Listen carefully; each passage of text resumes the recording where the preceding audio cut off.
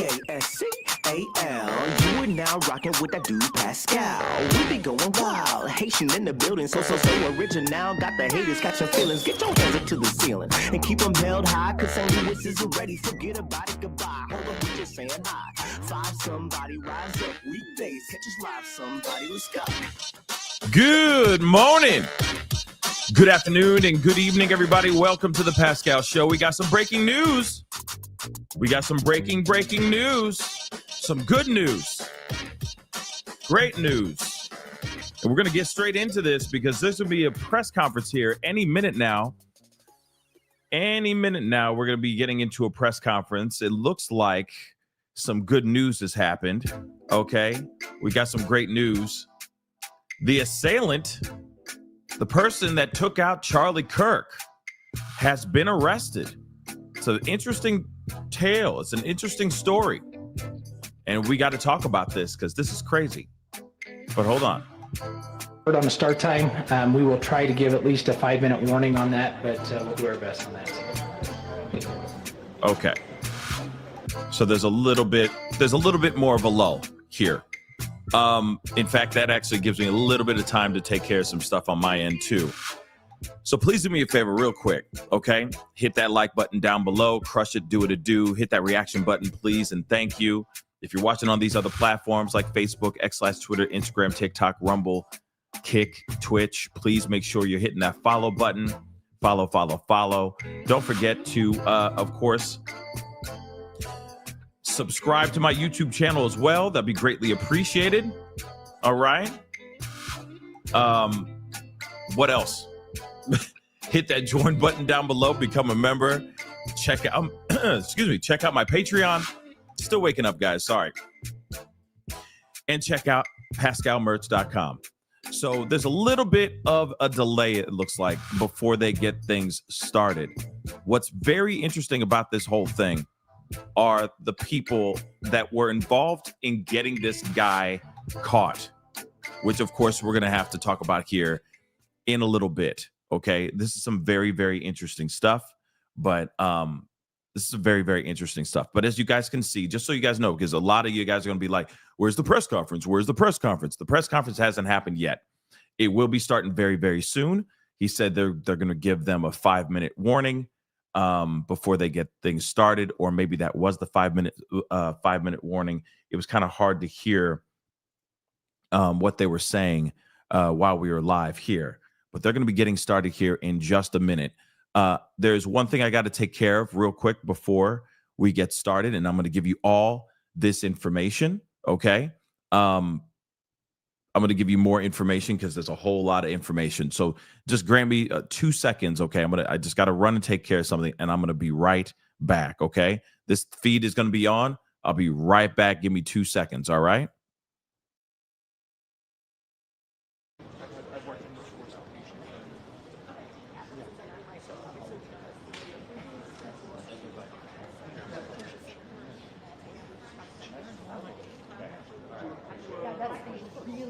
Really unfortunate tragedy here in our life, as I mentioned to you yesterday. I am a widow and I'm a spouse. Our first thing that you have to do for your children is say that. And those children need to be well returned, and they are unblind. They are not. You know, it's not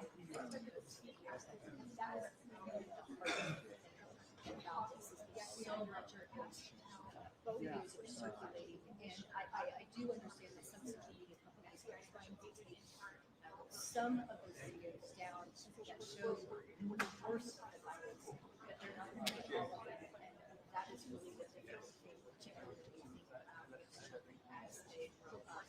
I just have a little bit of a housekeeping note that I want to pass along to Sergeant Kimberly, who was just here earlier, saying that they will give us 5 minutes.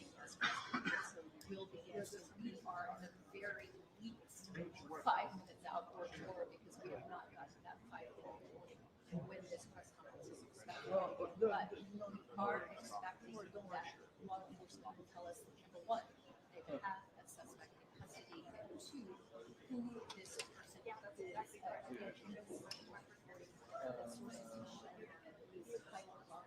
They come about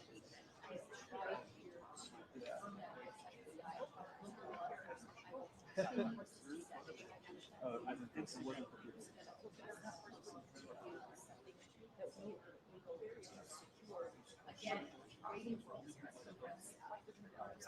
led to believe that Pascal, the FBI director, will be front and center of it, but there will be other things. Arrest executed by Utah state authorities. They have been represented throughout these occasions. I think you'll see a lineup of all the agencies involved at this moment. A successful conclusion. I think they will presumably all as their input and demonstrate their involvement. Gotcha. Pascal's an interesting one. I wonder if he will get questions today. Last night was a news conference. He was present, having flown in, and of course, he's been controversial in this particular episode. Controversial to the extent that you wonder about his long-term future. 48 hours ago, in the immediate aftermath, soon after, he tweeted, he posted on X that the suspect who had committed the killing was in custody.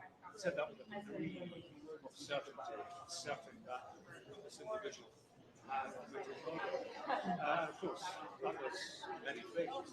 Probably react, drop their guard, perhaps in an area where there's a killer on the loose. So it does have an influence, impact on the investigation at the time of the arrest to be where he would also attribute information. So that was one tweet.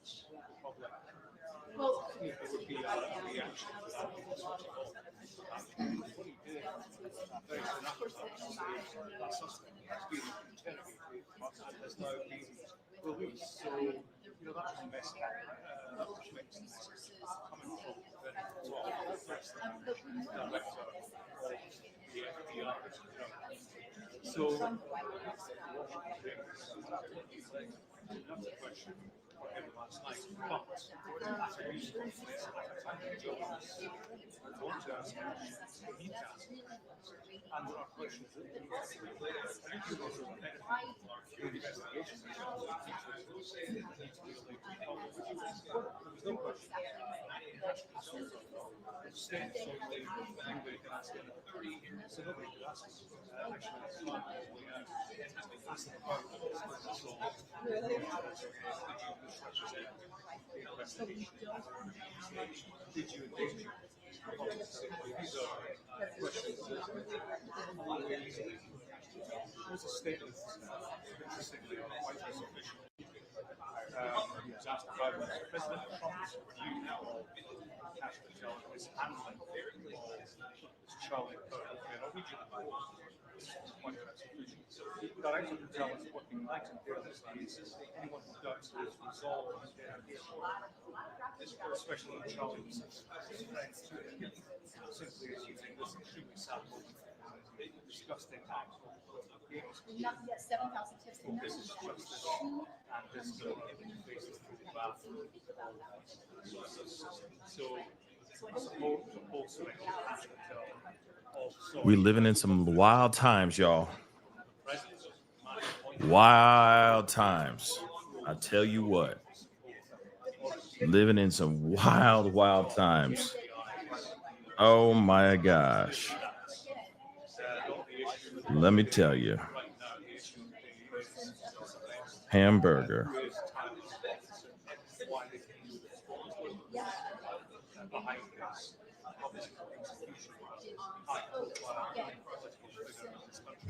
Man, oh man.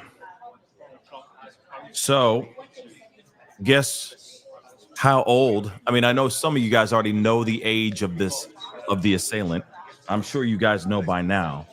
But guess how old this guy is? Just guess.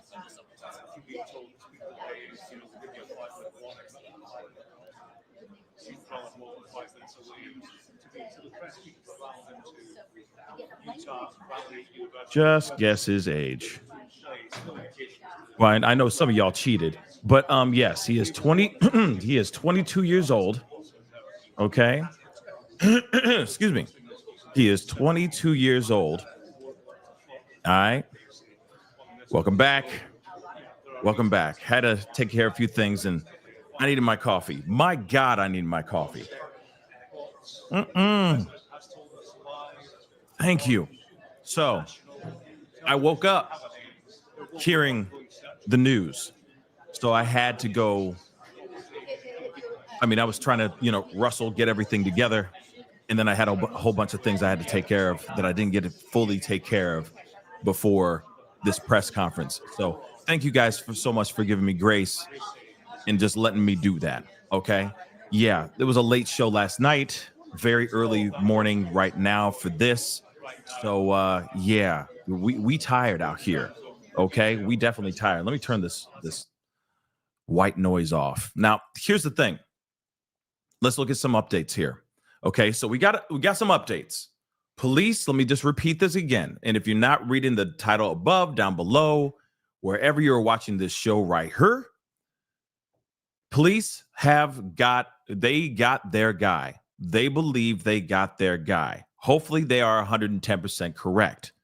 Now, the person that they've been sharing, the face of this person, or the photos at least, these photos, which has been interesting to say the least. These photos, hold on, having a hard time pulling them up. These photos here, right here, okay? They say this man, okay? They say this man is 22-year-old Tyler Robinson. So a tag team of people actually got this man caught. The father of Tyler and the father's minister got this man caught. Hold on. We got more, which is very, very interesting. Okay.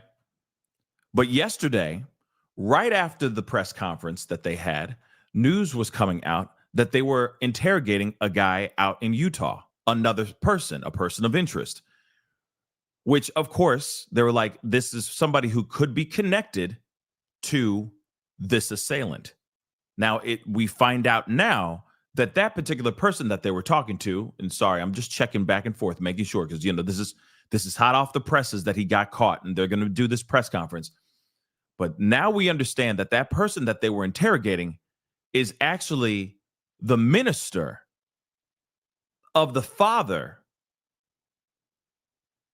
to this assailant. Isn't that interesting? So apparently, and I mean, let me just be real. Thank God the kid is young and dumb, because he confessed to his dad. Then the dad was like, oh gosh, and went to his minister and apparently orchestrated the conversation with law enforcement through his minister. Ain't that something? This is crazy. 22-year-old kid. Now, I want to know more information about this 22-year-old kid named Tyler. This kid right here, his name is Tyler Robinson. Crazy, right? I bet Tyler mom, okay, on TikTok, somebody said Tyler's mom is deleting photos of him on Facebook. I don't blame her. I would too. Are you kidding me? That whole entire family is probably getting so much ridicule right now. Okay? I'm sure it's heated out here in these streets nearby. But apparently, and if I got this correct, Tyler Robinson and the family, that, of course, his family, live a couple hundred miles away from where this tragedy happened. So this guy went all the way back home and then somehow confessed to his own daddy that he did this. And then dad went and told the minister, and the minister was conducting basically conversations between the father and 5-0. Ain't that crazy? This is crazy. Some people on certain sides are going to sit there and go, why did he confess? He could have gotten away with this. right? He could have, possibly. I don't know, though. Police are pretty crazy. FBI is the FBI is crazy too. But he opened his mouth and he confessed to his own daddy. Now, Charles just said on YouTube, his Facebook photos, he's wearing Chucks. I got Chucks. Does it mean that I was part of it too? I'm just saying, there's so many people that rock Chucks. That's why I was like yesterday, like, come on. When they're like, yeah, he was wearing Chucks. He was wearing Converse sneakers. He has a book bag. He has a dark baseball cap. I'm like, so? And everyone has a dark baseball cap, a book bag, and Converse, right? It's not happening yet, guys. Like I said, I'm checking on it, baby. I'm keeping an eye, okay? But what is his story here? What's the story behind all this? That's what I'd like to know, right?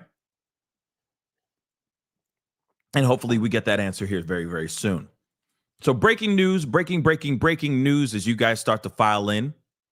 Good morning, good early morning to all you guys. Trust me, I didn't think that we were going to have a press conference so early in the morning. But nonetheless, we are, and that's a good thing, okay? Just so you guys know who are just getting late to the party, let me tell you. The alleged assailant to the unaliving of Charlie Kirk has been detained. He has been arrested. And I'm going to say this.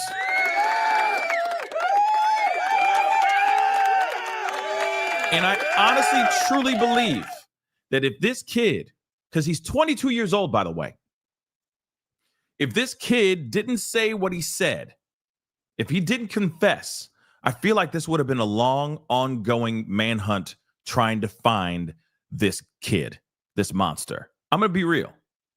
I'm going to be real. I think they still would have been twiddling their thumbs, scratching their heads, trying to figure this whole mother-loving thing out. So I don't know about you, but I'm happy that the kid confessed. But here's the thing. They're saying here, Tyler Robinson has been identified as the alleged suspect in the unaliving of Charlie Kirk.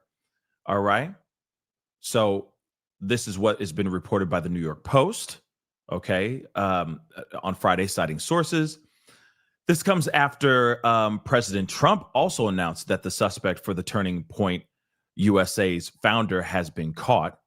The Post also reported that Tyler Robinson, again, his name is Tyler Robinson, is 22 years old and a Utah local.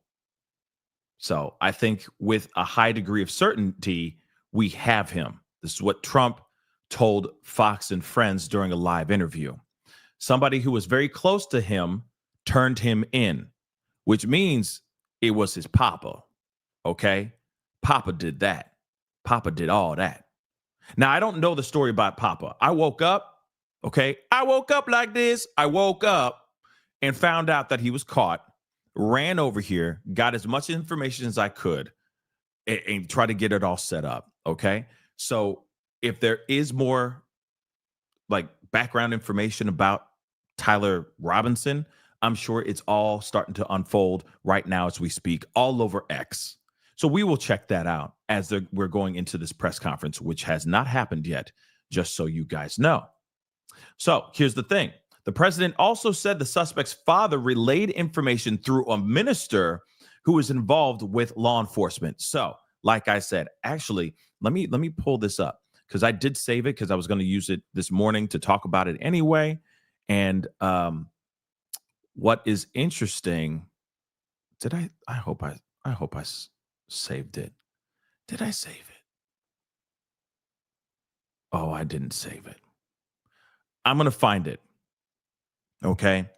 But the Daily Mail did talk about how there was, like, right after the press conference that we saw yesterday, which was a nothing burger. It was nothing yesterday. That was a trash press conference. But I get it. Now I get it. because now we're seeing that, you know, they got the guy allegedly, right? But immediately after that press conference, Daily Mail posted an article basically saying that, hey, police are talking to another person of interest, right? And I believe that person happens to be the minister who was basically the connector, right? The plug between the father and the police. Okay? That's what I truly think. Nothing started, guys, yet. Nothing started. It's just a girl taking a photo. Moving on. Let's see. So minister relayed all this information to law enforcement, and he was basically the liaison between police and the father.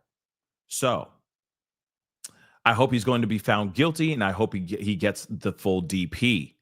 22-year-old kid getting the DP. It's Utah. Let's not forget, Utah, they don't play. Okay? They do not play. All right? Again, press conference has not started. Charlie is the finest person, and he didn't deserve this.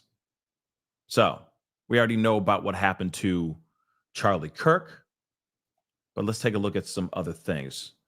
So, they say Charlie Kirk's wife is devastated by her husband's demise. President Trump said in an interview on Fox and Friends that Kirk's wife is devastated by her husband's demise. I spoke to his wife yesterday. She's like devastated, but in between the devastation, they want to keep the turning point going. So this is what he said, referring to his nonprofit, to Kirk's nonprofit organization. Trump said that he didn't watch the graphic video that circulated on social media showing the moment where Charlie Kirk was hit. I didn't watch. I didn't want to watch. I heard about it, he said. I would have never made a good doctor. Let me put it that way. No, I mean, I heard enough. And I agree. It's a shocking video. No person should be seeing that unless they're watching like a horror movie. You know what I mean? You know what's coming. You know, you're sitting in for the shock, right? For the shock value. So the suspect has been arrested, like we just talked about. Okay, his name is Tyler Robinson. Five senior law enforcement officials briefed on the matter told NBC News. Robinson, 22, is also from Utah. Okay. Now, I'm wanting to know if this is an orchestrated attack. You see what I'm saying? I want to know if this is connected in some sort of way where the guy, Larry David looking dude said, hey, I did it. And then they released him and they still charged him with obstruction of justice. Then you got the other dude with the long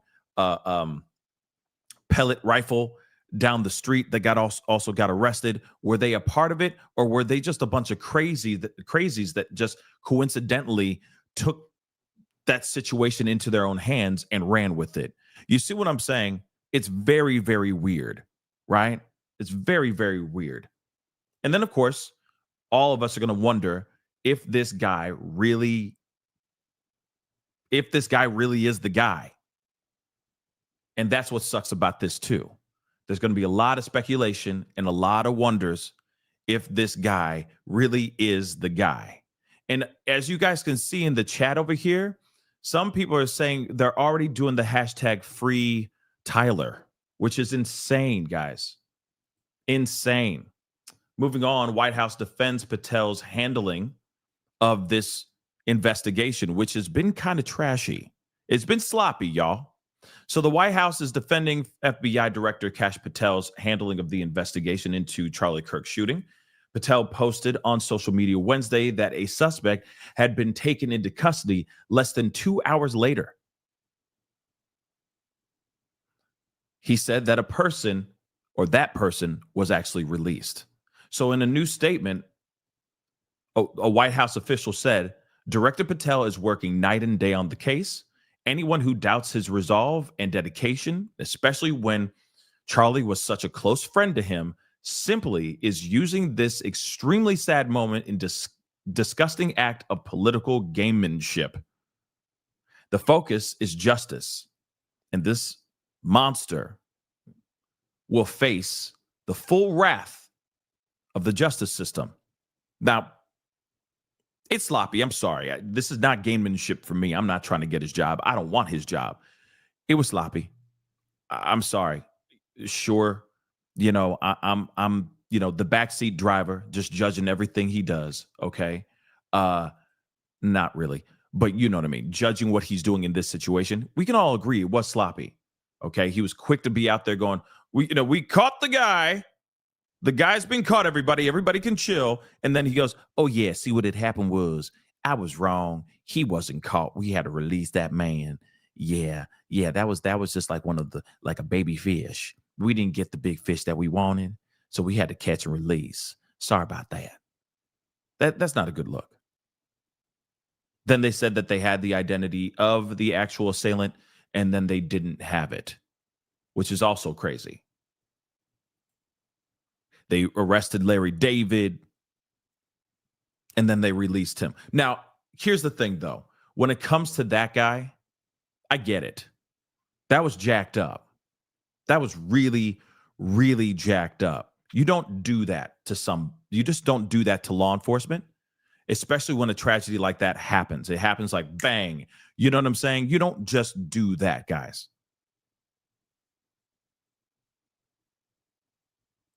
You know what I mean? So I get it. As soon as bang, and he's like, I did it. Yeah. Of course, they're going to arrest you. Of course, they're going to take you down when somebody just got iced in real time. Of course, you're going to. You're going to catch them. You're going to catch them fast. So I get like that. It's a bad look, but I understand it. But then the second guy, he had a pellet gun. Law enforcement should know that he had a pellet gun in his hand. Now, I get taking him in, but they shouldn't be saying, oh, we got the guy. If he's walking around with a pellet gun, he would be a person of interest, right? See, I still feel like those two should have still been detained, no matter what. They should not have been released. I truly, and I could be wrong. I could be absolutely 110% wrong, but I truly believe I could be wrong, guys, but I feel like they're connected to the situation. Why would a guy be walking around with a long rifle pellet gun just nonchalantly down the street? Seems weird. Why would that guy go out of his way? The other guy who has a history of, he has a criminal history, by the way, of doing, threatening terroristic threats. Okay. Why would he be at that particular event and then start screaming, oh, I did it? Yeah, I guess, if he's in cut, I thought they released him, but they still gave him a charge of obstruction of justice. But maybe they released him as the suspect. So he might still be, he might still be locked up, and maybe he might be. And if he is, dagnabbit, good. Okay, start asking questions. A lot of them, because I feel like something's up. So it looks like maybe we're going to get started. Maybe. Looks like they're coming in. Press conference is going to happen. Now, let me tell you something, guys, real quick. TikTok, you're not going to be. At today's press conference, we will hear from Governor Cox, FBI Director Kash Patel, and Sheriff Mike Smith. We also have with us Utah DPS Commissioner Bo Mason, Lieutenant Governor Deidre Henderson, FBI Special Agent in Charge Robert Bowles, and local and federal law enforcement partners. Following the remarks today, Governor Cox, Director Patel, and Commissioner Mason will take questions. Thank you. They will be taking questions. Good. I'm going to start taking notes, guys, if there's notes to be taken.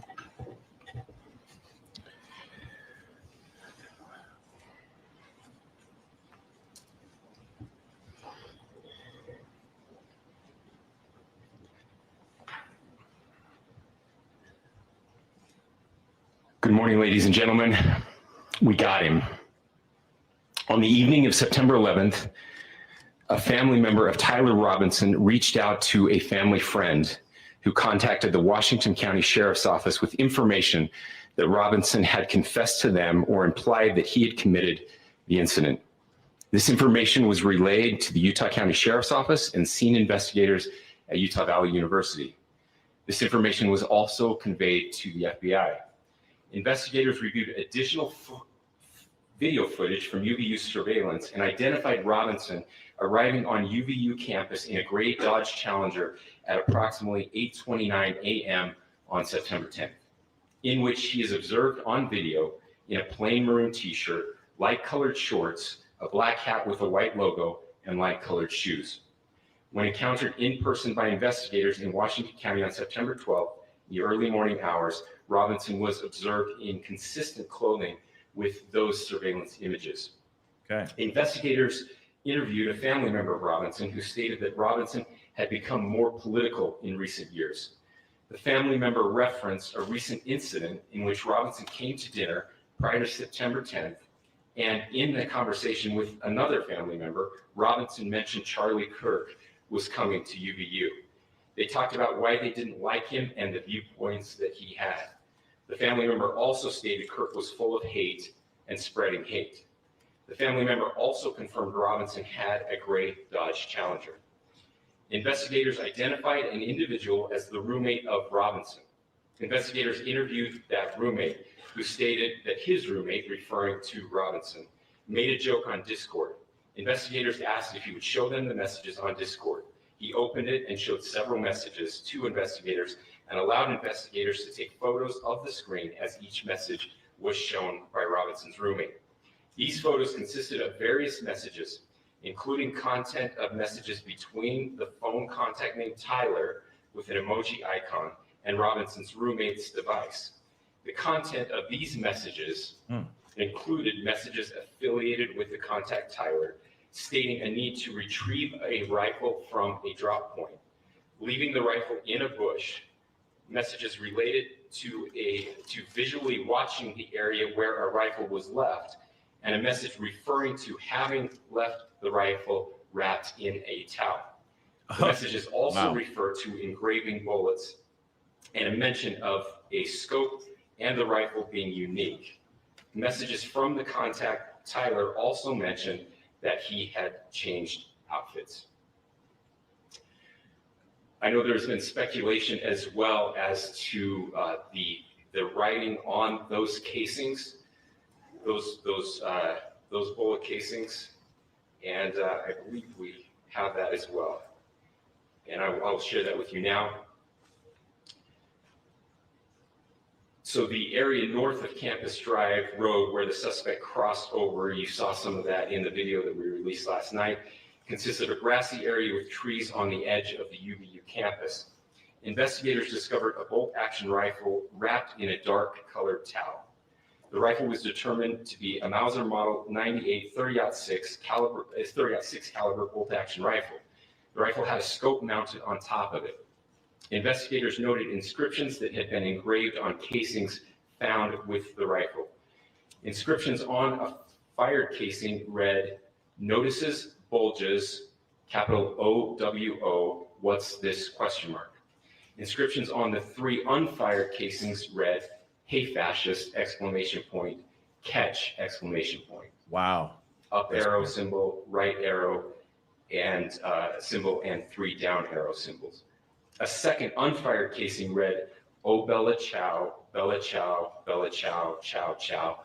And a third unfired casing read, "If you read this, you are gay, LMAO." What? We are indebted to law enforcement across the state who's worked seamlessly together, local law enforcement, state law enforcement, and our federal partners with the Federal Bureau of Investigation. We're grateful for everyone who worked together in such a short amount of time to find this person and to bring justice. I want to thank the public who has been so engaged, reviewing videos, helping us with sending in tips and helping us get to this point. I want to thank the family members of Tyler Robinson who did the right thing in this case and were able to bring him into to law enforcement as well. I especially want to thank the family of Charlie Kirk, Erica, Charlie's parents, his children. I want us to be thinking of them as we bring justice in this case. They will be involved in that justice. We will be working very closely with them as we move through this process as well. This is a very sad day for our country, a terrible day for the state of Utah, but I'm grateful that at this moment we have an opportunity to bring closure to this very dark chapter in our nation's history. With that, I'll now turn the microphone over to the director of the FBI, Cash Patel. Wow. I got some photos, guys. This is what happens when you let good cops be cops. The FBI and our partners are proud to stand here today together to bring justice to the family of Charlie Kirk and honor his memory. I want to express my deep gratitude to President Trump, the Vice President, and the entire White House who have been so incredibly supportive with both resources and just personally to the FBI as a team. They had our backs the entire way, and I just want to express my gratitude for giving us the resources we need to operate in this space to bring this sort of justice at this sort of speed. In 33 hours, we have made historic progress for Charlie. Governor Cox, our partnership has been absolutely incredible these last few days. Our partnership will endure. Your state and local partners, your sheriffs, your DPS community has been unbelievably impressive in the hardest of times. And a case like this cannot be solved, cannot be brought without partnering with your state and local authorities. The FBI has a certain role to play. We will play that role, and we will lead after the federal government. Governor Cox, we are so grateful for your state partnership that led out on this investigation. A little bit of the timeline. Charlie was shot at 12:23 p.m. on Wednesday. The first FBI agents arrived on scene in 16 minutes with chiefs of police at 12:39 and secured the scene. The FBI immediately launched fixed-wing assets. We utilized these assets to transport personnel, specialty technicians, hostage rescue teams. We also utilized these assets to go back and forth from the East Coast and here in Utah to transport forensic evidence and other evidence that will be analyzed and is being analyzed at our FBI laboratories in Quantico and other laboratories, including the ATF. At my direction, the FBI released the first set of FBI photos of the suspect at 10 a.m. local time on 9/11. Then, shortly thereafter, the FBI reward of $100,000 was released at 10:45 a.m. local. Myself and Deputy Director Bongino arrived on the scene at approximately 5:30 p.m. on 9/11. The governor led a press conference last night at approximately 8 p.m., where at my direction, the FBI released a never-before-seen video of the suspect. We also released new images to the public of the suspect. And just last night, the suspect was taken into custody at 10 p.m. local time. In less than 36 hours, 33 to be precise, thanks to the full weight of the federal government and leading out with the partners here in the state of Utah and Governor Cox, the suspect was apprehended in a historic time period.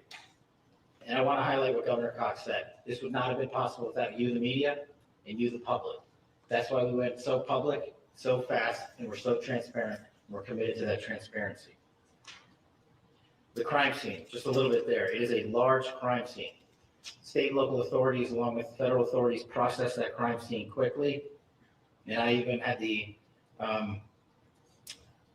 ability to walk through that crime scene and walk through the steps the suspect took to learn more about what was needed and what resources we needed to bear to create a full picture for the FBI and leadership back in Washington. Furthermore, thankfully to state and local partners, forensic evidence has been seized and continues to be garnered. Forensic evidence has already been evaluated at FBI laboratories in Quantico and state and local authorities here. We will continue to process evidence as we see it, as we collect it, and we will continue to deliver to Governor Cox and his team. Last night, we had a total of approximately 7,000 leads. As of this morning, thanks to your great work, we have over 11,000 leads that were called in to the FBI. And we are running out every single lead that we can. Every one of those leads will be run out. The arrest is a testament to the dedication of good law enforcement being great, and partnerships in law enforcement, which I've tried to highlight as my tenure as the director of the FBI. There is no better relationship for law enforcement than the FBI to partner with state and local authorities, and you've seen it here in these last few days. The FBI Salt Lake Field Office, along with our offices in LA, Phoenix, Denver, San Antonio, Las Vegas, Pittsburgh, Buffalo, our headquarters component in Quantico, all participate in the FBI. I want to express my deep gratitude to the employees of the FBI, the men and women, the evidence response team tacticians, the special operators, the agents, the support staff. You have done monumental work in historic time when the public, who had a right to demand such an expeditious solving of an investigation, the FBI answered that call diligently, critically important to our nation, and we delivered. And I'm proud to be their leader, and I'm proud to be the director of the FBI. This is a very much an ongoing investigation, as the governor said, and we will continue to work with state and local authorities to develop the investigation, to provide them the evidence they need for their ongoing prosecutions, and we will be here to answer every call they absolutely have, as long as it takes, for as long as we need to find and apprehend whatever suspects were involved in this crime. Lastly, to my friend Charlie Kirk, rest now, brother. We have the watch, and I'll see you in Valhalla.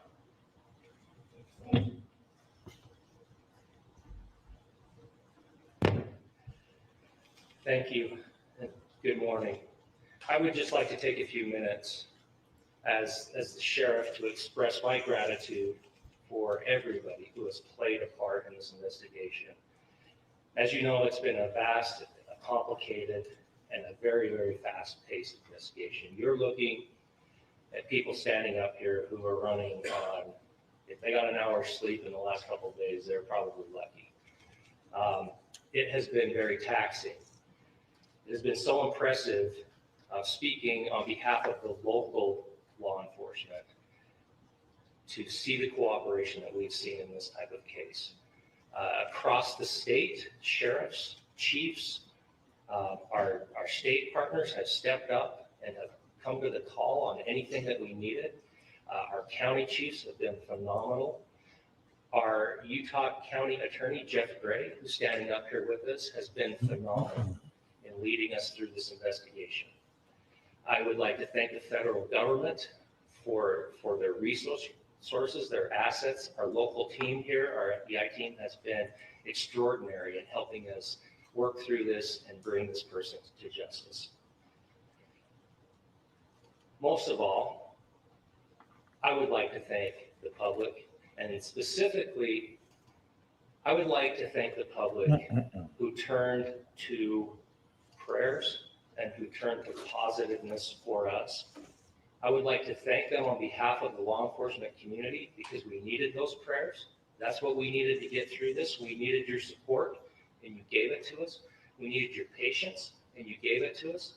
And I would like to thank you for the Kirk family because that's what they need, is your support and your prayers, and that will get us through all of this. So thank you, everybody, for everybody that has stepped up. We've had such a phenomenal response to this. Thank you. Some interesting stuff, guys. Taking questions, I'm I sure. also want to give a special thanks to the Attorney General and the Department of Justice. Their unwavering support and their commitment to justice is shown true here. And without AG Bondi and Deputy Attorney General Todd Blanche and the resources they brought to bear, we would not have been able to complete our mission. And I just want to say special thanks. It's an honor to be a part of the Department of Justice. Thank you again to our incredible law enforcement team who has worked so hard. Sheriff, I got a solid 90 minutes last night, so I'm probably the most well-rested person up here. Ladies and gentlemen, I hit the microphone, so I hope you'll permit me a moment just to share a few more thoughts about where we are and how we got here, and maybe a little bit of where we go from here. I don't want to get too preachy, but I think it's important that we, with eyes wide open, understand what's happening in our country today.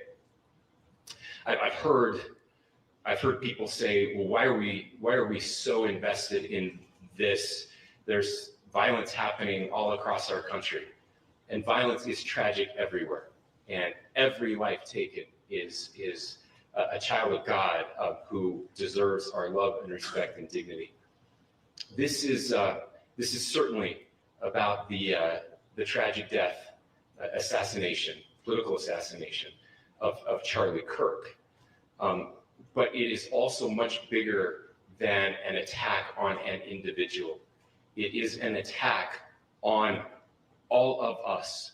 It is an attack on the American experiment. It is an attack on our ideals.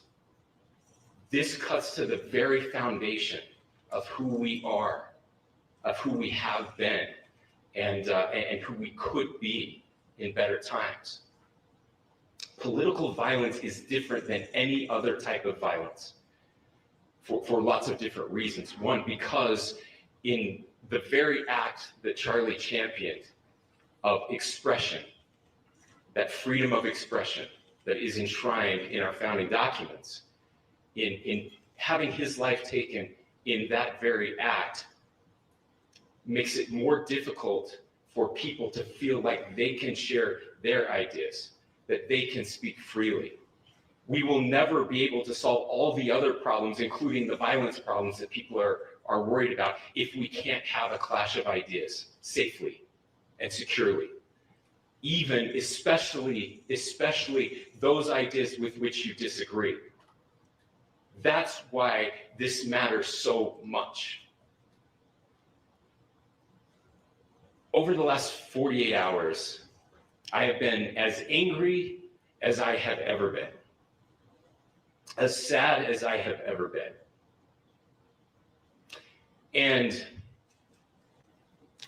it was, as anger pushed me to the brink, it was actually Charlie's words that pulled me back. I'd like to share some of those. And specifically right now, if I could, I need to talk to the young people in our state, in my state, and all across the country. As President Trump reminded me, he said, you know who really loved Charlie? The youths. He's right. Young people loved Charlie, and young people hated Charlie. And Charlie went into those places anyway. And these are the words that have helped me. Charlie said, when people stop talking, that's when you get violence. He said, the weak can never forgive. Forgiveness is the attribute of the strong. The only way out of the labyrinth of suffering is to forgive. Welcome without judgment, love without condition, forgive without limit. He said, always forgive your enemies. Nothing annoys them so much. A few months ago, I referenced this last night, Charlie posted to social media, when things are moving very fast and people are losing their minds, it's important to stay grounded. Turn off your phone, read scripture, spend time with friends, and remember, internet fury is not real life. It's going to be okay. He again said, when you stop having a human connection with someone you disagree with, it becomes a lot easier to commit violence. He said, what we as a culture have to get back to is being able to have a reasonable agreement, where violence is not an option. Now, again, to my young friends out there, you are inheriting a country where politics feels like rage. It feels like rage is the only option.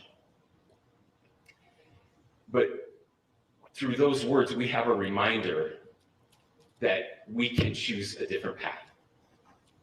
Your generation has an opportunity to build a culture that is very different than what we are suffering through right now. not by pretending differences don't matter, but by embracing our differences and having those hard conversations. I think we need more moral clarity right now. I hear all the time that words are violence. Words are not violence. Violence is violence. And there is one person responsible for what happened here. And that person is now in custody and will be charged soon and will be held accountable. And yet, all of us have an opportunity right now to do something different. I want to thank my fellow Utahns. This bad stuff happens. And for 33 hours, I was praying that if this had to happen here, that it wouldn't be one of us. That somebody drove from another state, somebody came from another country. Sadly, that prayer was not answered the way I hoped for. Just because I thought it would make it easier on us if we could just say, hey, we don't do that here. And indeed, Utah is a special place. We lead the nation in charitable giving. We lead the nation in service every year. But it did happen here. And it was one of us. But I want you to look at how Utahns reacted the last 2 nights. There was no rioting. There was no looting. There were no cars set on fire. There was no violence. There were vigils and prayers and people coming together to share the humanity. And that, ladies and gentlemen, I believe is the answer to this. We can return violence with violence. We can return hate with hate. And that's the problem with political violence, is it metastasizes. Because we can always point the finger at the other side. And at some point, we have to find an off-ramp, or it's going to get much, much worse.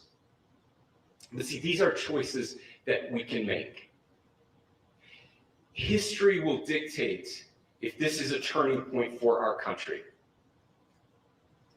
But every single one of us gets to choose right now if this is a turning point for us.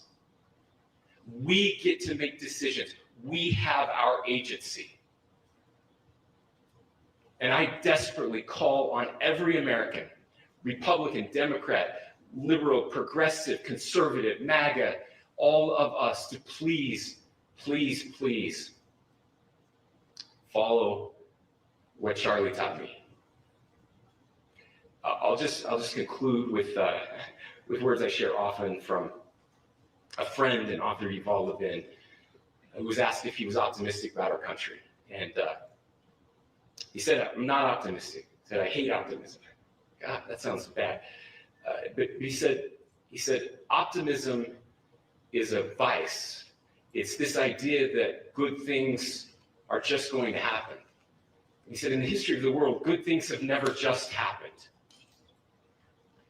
He says, I'm not optimistic, but I am hopeful.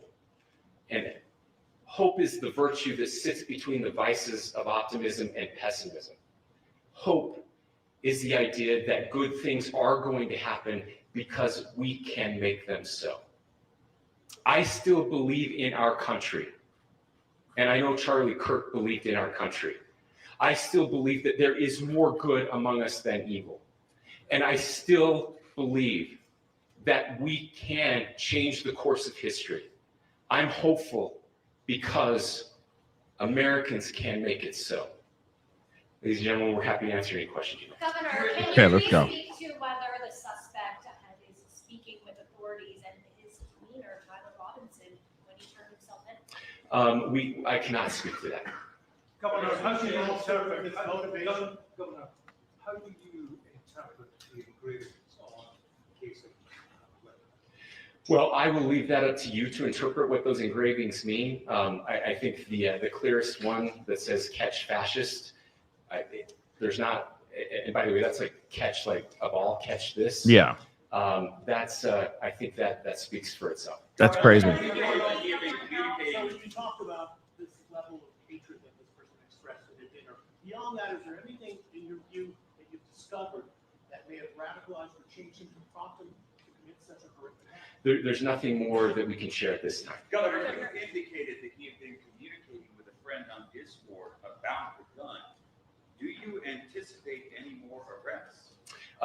We do not at this time have any information that would lead to any additional arrests. Do you believe he acted alone? Yes.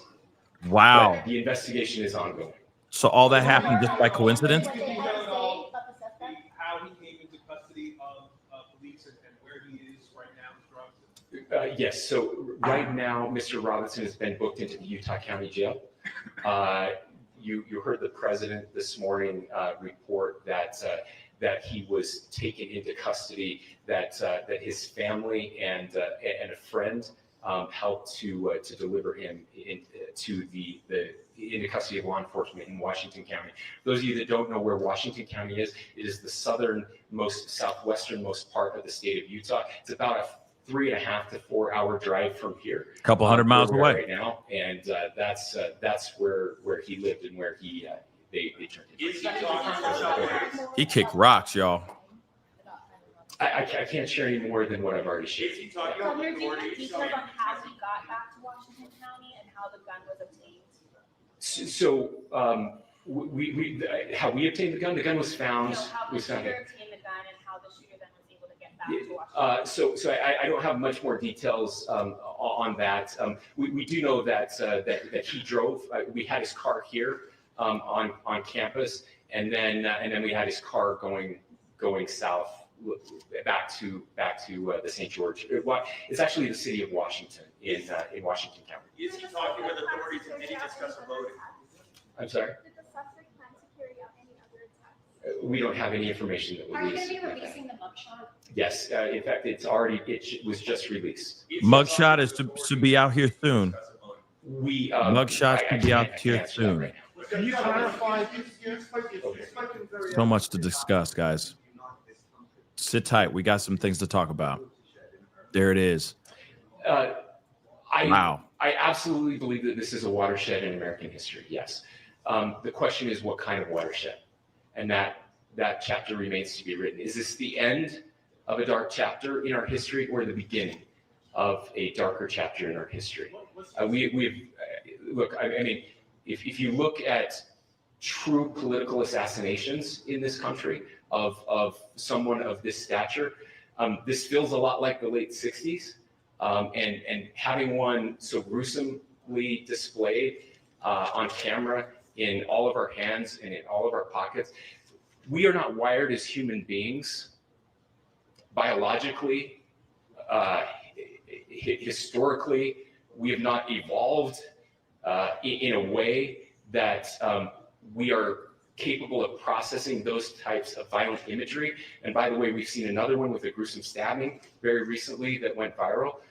This is not good for us. It is not good to consume. Social media is a cancer on our society right now. And I would encourage people to log off, turn off, touch grass, hug a family member, go out and do good in your community. That is happening, and it's happening organically right now. I had a friend in a small city in Utah who said, we're getting together, the Republicans and Democrats in my little town are getting together to have a discussion last night, just to find a way to find their better angels. So yes, this could be, I mean, again, you have to go back to JFK to have seen a video live of something like this happening. I wasn't born until 1975, but I know that things were really dark in the late 60s. Sorry to some of you. I know some of you were there. This is our moment. Do we escalate, or do we find an off-ramp?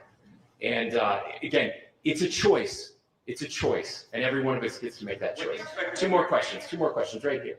Could we clarify that the release of those enhanced images at 8 p.m., the timeline that Director Patel gave us, led to the arrest at 10 p.m.? Is there a direct connection between those two events? I cannot comment if there is a direct connection or not, but all I can say is that through some process, the family came to know that this had happened. One more thing, Governor. Could you just clarify the clothing issue you mentioned earlier?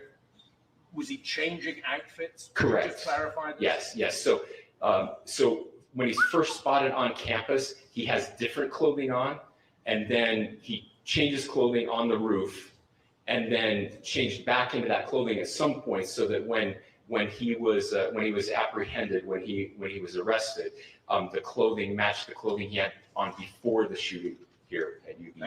Last wow. question here. He did costume changes, y'all. Changed outfits. Yeah. So I don't have any information on the mental illness part. He was not a student here at UVU. He was living and had lived for a long time with his family in Washington County. Thank you, everyone, for your great work in getting this information out. I would just say, process-wise, this may be important. I know many of you aren't familiar with the process in Utah. I think it's important that you understand that. Basically, we have 3 days for charging documents to be filed. A CI will be filed. We'll have more information then, more detailed information as those charging documents are filed in preparation for a preliminary hearing. So 3 days. So, we would anticipate then that early next week, those charging documents will be filed. We will obviously be working, the county attorney will be working very closely with Mr. Kirk's family as those documents and decisions are prepared and made. Thanks, everyone. Very interesting stuff, y'all. Very, very interesting stuff. So here's the thing. For those of y'all who don't know what's going on, I know there's a lot of people watching on TikTok. Okay, the press conference has ended. It has commenced, or it has ended. Okay, and there's a lot of takeaways here, which is interesting. And I'm gonna be okay. I'm gonna say it. I'm gonna say it. Good job on law enforcement. Let's be real. Okay. They did their damn thing. But I also feel that maybe law enforcement wouldn't have been able to get this guy if he didn't go and confess to his family. And I don't mean to be mean. I don't mean to sound mean or mean to sound, critical. Okay. But I feel like he confessed. The father, or they say family member, but we heard from other reports that it's the father that reported to the minister, to his minister, like almost like a confession. And then the minister hollered at police and said, oh, yeah, this is he did this. Now we got a mugshot of this dude. Okay. We got a bunch of photos to show y'all, actually, because this is some interesting stuff. Long story short. Okay, so first off, before we get into this, let's not forget. Hold on, I'm just pulling up a couple things here. I want you guys to remember. We got a couple things. Some photos of him in his natural habitat. Okay, and then there's the mugshot. So we're going to take a little trip down memory lane. Okay, so remember this guy? Yeah. So this is Tyler Robinson, okay? This is Tyler Robinson. He's 22 years old from Utah. And there was a bunch of things that they said, which was interesting. So last night, a family member confessed to a family friend. That family friend reached out to police, which basically is the father, told a preacher, and that preacher went off and told police. Around 10 p.m. last night, this man was arrested. All right? But I want you to see a little bit. So this is Tyler Robinson. Remember that photo? I got to pull this up because we got to see it. Remember this photo? Now tell me, does that, remember that AI photo? Now, does that look like this man or no? Hold on, don't worry. I'm going back to that. Does that look like this guy? Let's go back. I'll tell you no. Okay? With all due respect, no. I don't think it looks pretty dang accurate. I don't think it looks like the guy. To me, it doesn't. Okay? To me, it doesn't. But At the same time, that's just my personal opinion. I know some of y'all are going to be like, yes, it works. It didn't work for me. But at the same time, it's fine. It's the teeth for me. With all due respect, it looks like if he was to close his mouth, he can't close his mouth very well. Like his teeth are still going to be kind of poking out.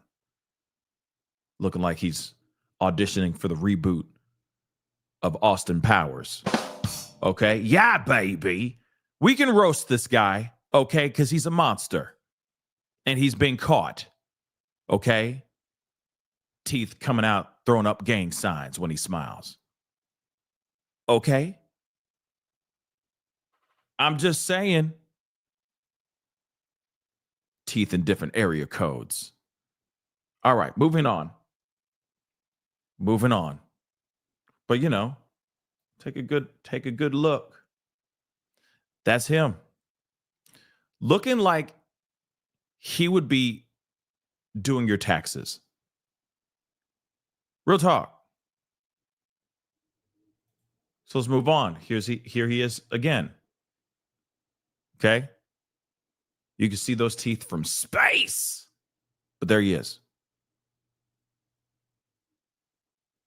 There he is.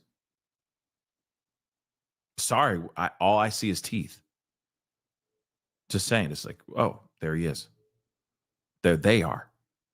You know? There he is again.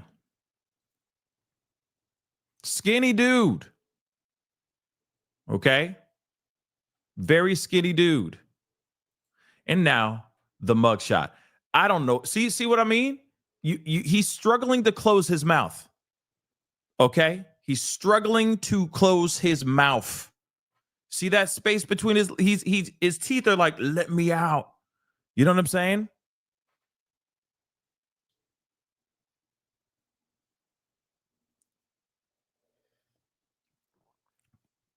Nobody? I know you guys can't see it, but if you go over, okay? If you go over and check it out on YouTube, go check it out. All right? But there's the mugshot, y'all. Let's be real. This is where it started. This is where it ended. Also want to say, like, you know, he got David Grohl teeth. Okay? Foo Fighter teeth. Okay? There goes my hero. You know what I'm saying? And I'm a Foo Fighters fan. Okay? Great workout music. But he got Dave Grohl teeth. He got Foo Fighter teeth. Okay? I'm sorry. We can roast this guy. Okay? We can roast this guy. Period. He deserves it. Because he did something disturbing and wrong. Okay? There it is. I'm done roasting him now. Now let's get into the information.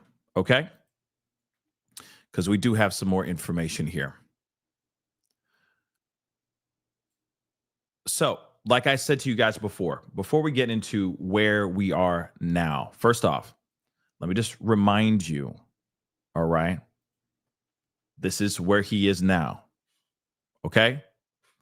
I don't know why. Well, I mean, I guess he would be looking like he's been going through some hard times, okay? Most definitely. He just took somebody out and probably was nervous about this whole thing. Right? Because thou shalt not. You know what I'm saying? 10 commandments, guys. Very simple. All right? We can all agree you shouldn't be taking somebody out. Yeah, I know. The Foo Fighter dig was, I'm sorry. But not at the same time. Okay? But again, there he is. This is where we have ended up at. Now, I told you guys about the person of interest that was being questioned. Now, from my understanding, that is the minister that was talking to police. But as you can see right here, FBI questions person of interest in Charlie Kirk's tragedy. Okay? So they watch, the Daily Mail watches as agents escort veteran 50 from a suburban Utah home. So a veteran who once called the Times,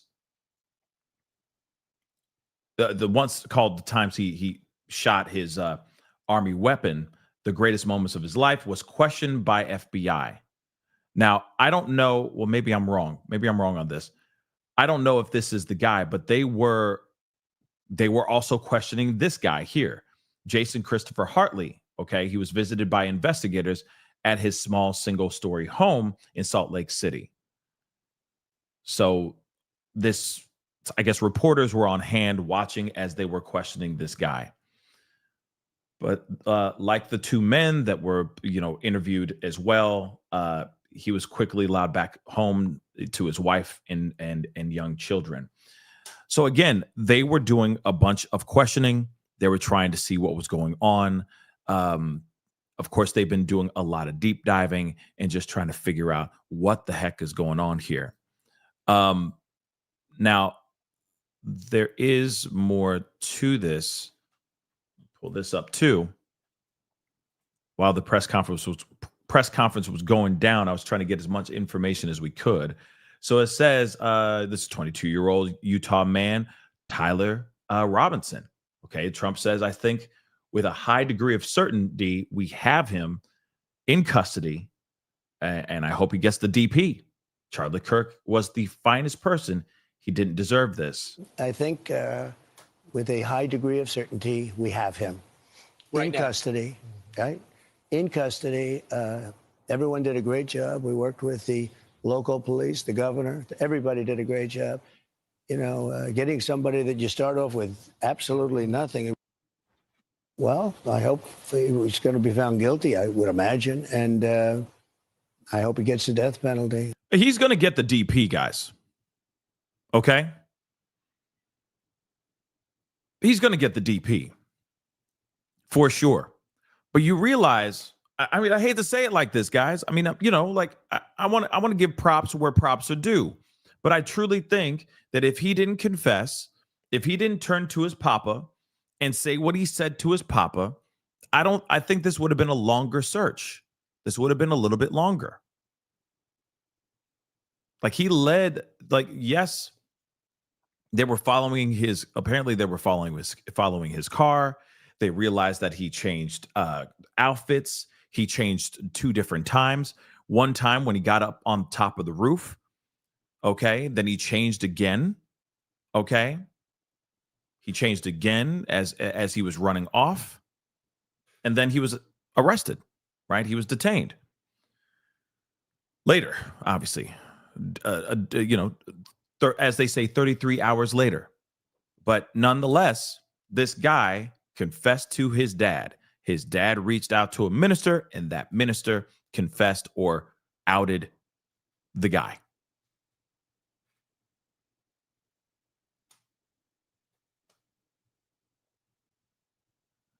Just saying. And I feel like if without that confession, we'd be doing day 3. There'd be at least another day of search. That's what I think. But of course, thank God the dad did the right thing. I'm assuming reached out to a minister and basically, I feel like in a way, and this is just a theory, I could be absolutely wrong, but I feel like maybe the dad told the minister because he couldn't get himself to call the police on his own son. And maybe he was like, yo, my son said he did this. Can you reach out to police? Because I can't do this.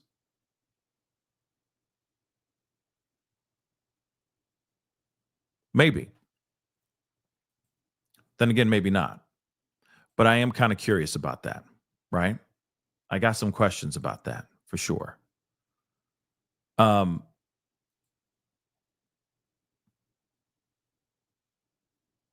Wow. We got some more photos of this kid. Yeah, and then of course, they said there was other things that they said in here. Let me just finish this little clip from what Trump said here on Fox and Friends. What he did, Charlie Kirk was the finest person. He didn't deserve this. He worked so hard and so well. Everybody liked him. I've been watching. Even the left is having a hard time. I don't think everybody liked him, but I mean, Trump said everybody liked him. Even the leftists are having a hard time with this.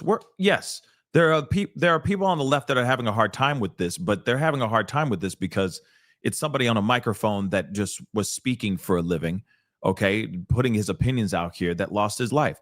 That's the part that's terrifying, and that's what's so sad for people on the left. I wouldn't say everybody liked him. There was a lot of people that didn't like him. Okay, clearly we see that with this guy. Okay, we see this with this assailant. He didn't like him, right? But let's take a look at this. This is something else too. Congratulations, you have been selected to receive the Resident Presidential Scholarship from Utah State University. So the kid got brains too. So this monster got brains. Let me repeat that part again. This is a video of him saying that he got accepted into some sort of... Hold on. Congratulations, you have been selected to receive the Resident Presidential Scholarship from Utah State University. Some academic scholarship from Utah State University. So he's got brains. This monster got brains. The value of this scholarship is approximately $32,000. This scholarship is available for 4 years or 8 semesters. So 4 years, $32,000 scholarship for this university. Smart monster. So what went wrong? That's the thing that a lot of people are wondering. Was this some sort of, presidential scholarship? So you got a presidential scholarship for the University of Utah or Utah. I forgot what he said. Sorry, I'm sleep deprived. Utah State University. Utah State University. Okay. Pretty interesting, right? So again, just very interesting. This kid right here. This is the kid who did this. Okay. This is the kid who did this. 22 years old. So it does make you wonder what made him go to this place. And one of the reporters did ask, hey, was he having a mental health issue? Was there something going on? What's the story here, right? And they said, we can't really answer that question right now. I mean, shoot. They arrested him late last night, around 10 p.m. last night. I'm sure they don't know everything as of yet. They still, of course, I'm sure, need a little bit more time before they actually say, oh, we already know everything, right? It's only been soon it'll be 12 hours that he's been detained. Or actually, sorry, it won't be 12 hours since he's been detained. It was 10 p.m. In Utah. So is that mountain time?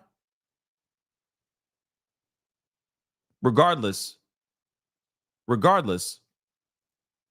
what happened out there, he's still freshly arrested. So they're probably interrogating the hell out of this guy, right?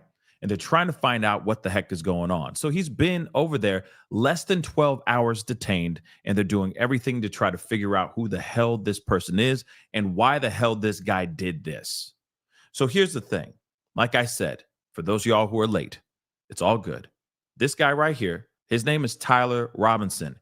He is the one who pulled the trigger on Charlie Kirk. He has been detained. He is 22 years old. He lives in the state of Utah. Seems like he's a smart kid, a smart guy too. He's a kid to me. I mean, he's 22. Now, no, he's a grown man, okay? But in my mind, he's still young, okay? But he's 22 years old. All right. Apparently, he confessed to a family member. That family member confessed or gave this information to a minister, and that minister called 5-0. And then I guess they coordinated to get this guy arrested. All right. And let me show you guys one more time. Here's his mugshot.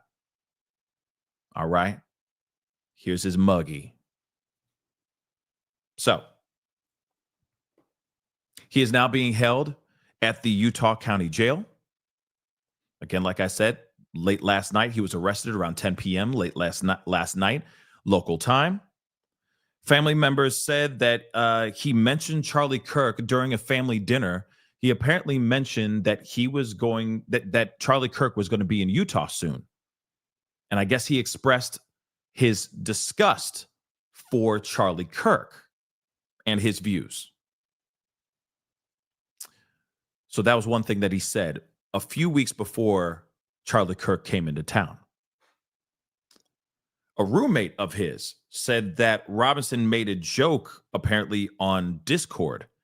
He also messaged a few times online to people trying to find ways to retrieve the rifle from where he actually discarded the rifle at.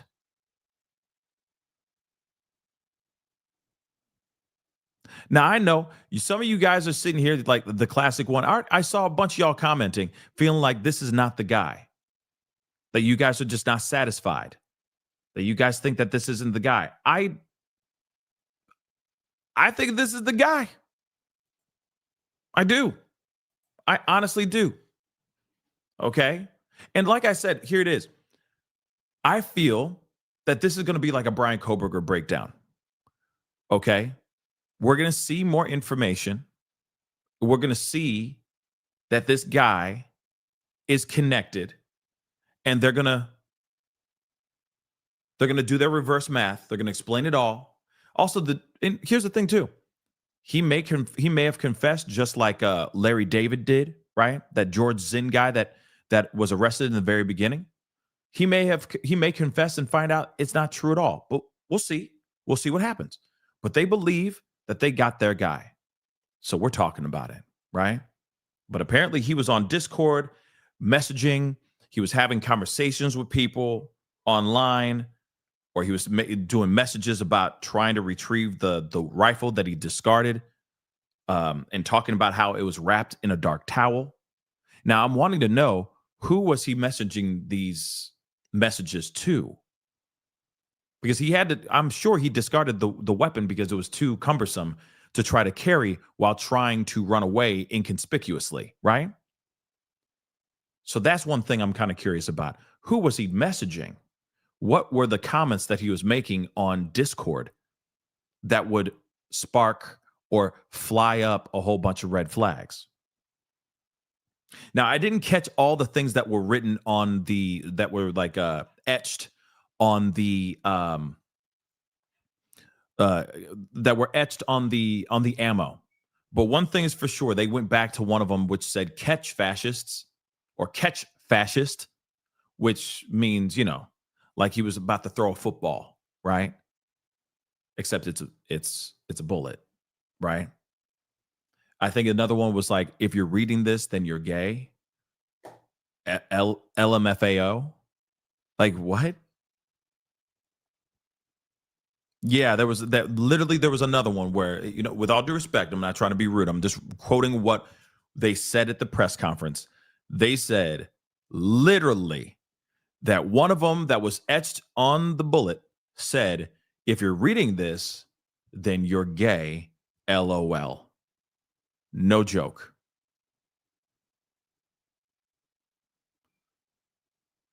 I don't know if he is part of the LGBTQ plus AI community. I don't know. But one thing's for sure, he looks like it looks like he identifies himself as him. I don't know if he moonlights as a they them or a he or a she her. I don't know. But when you see the mugshot and you see all the other photos of him, he looks like he identifies as a straight male. I'm just being real. A straight male. But here's the thing, though. You could still be a straight male and be a supporter of the LGBTQ plus AI community. Let's be real. You could still be that. Okay.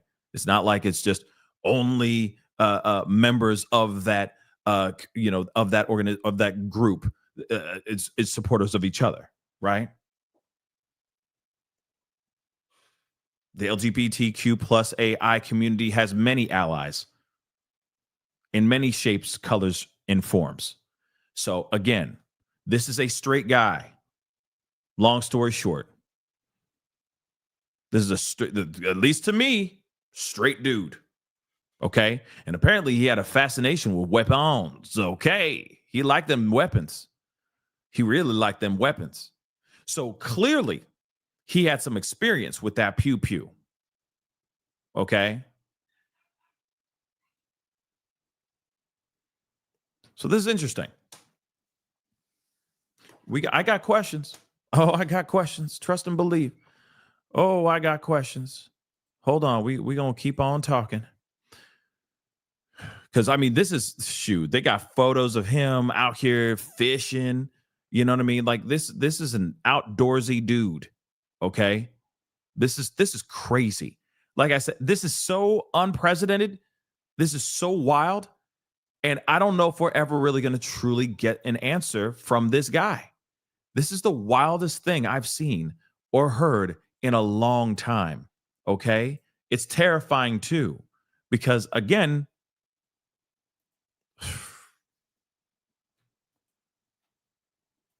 let's take a look at this. Whoops. Is this it? Yes. Sorry, guys.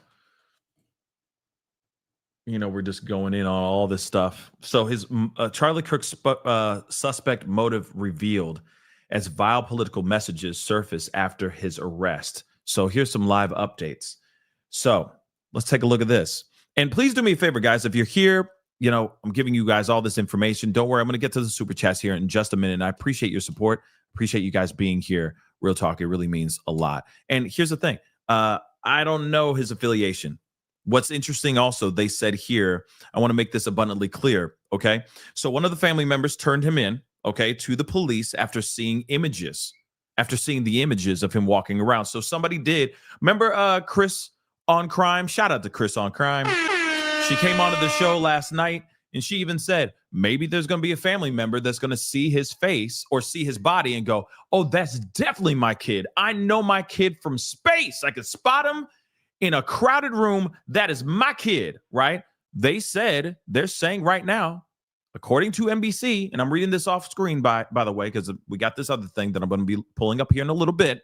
They say one of the family members turned him in to police after seeing the images. So apparently they saw the images. I'm just assuming here, okay? This is just speculation, but they may have seen the images, reached out to him and said, son, were you involved in this? And maybe he confessed right then and there.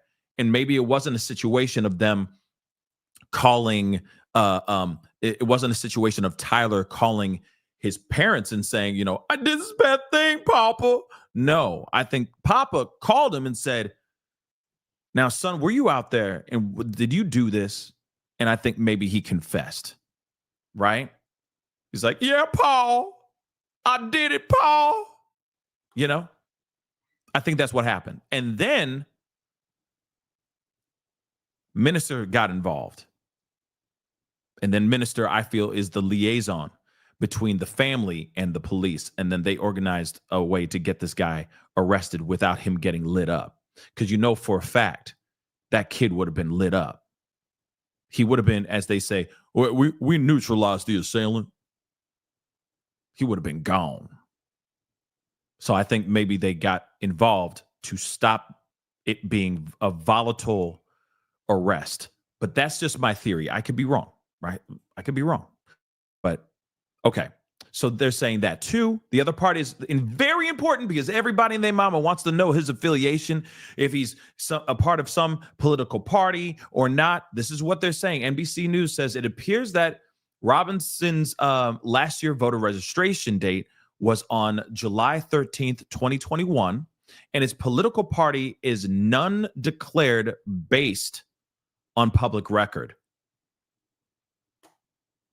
So we don't know what his political affiliation is. They have nothing.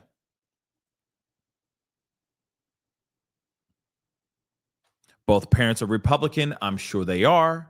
But at the same time, he has none. Zero. That's crazy, guys. Let's take a look at this. So, of course, they're saying motive is revealed. I wonder if they're right. Let's see. So the suspect in this tragedy became more political, quote unquote, more political in recent years, and spoke about disliking Charlie Kirk's ideas, officials said on yesterday. So the suspect's name, of course, we already know, is Tyler Robinson. He's 22 years old, from Washington, Utah, which is only a couple hundred miles away from where the tragedy happened, okay, from ground zero. So he could have gone further if he wanted, but he went back home, which is also interesting. Robinson was turned into police overnight by his father and a minister in southern Utah after authorities shared images of this guy. Okay, law enforcement sources told the Daily Mail. So the suspect's arrests came after Utah's Governor Cox pleaded with the public to help find this person who took out Charlie Kirk. Okay, during the news conference on Thursday, Cash Patel, FBI Director Cash Patel,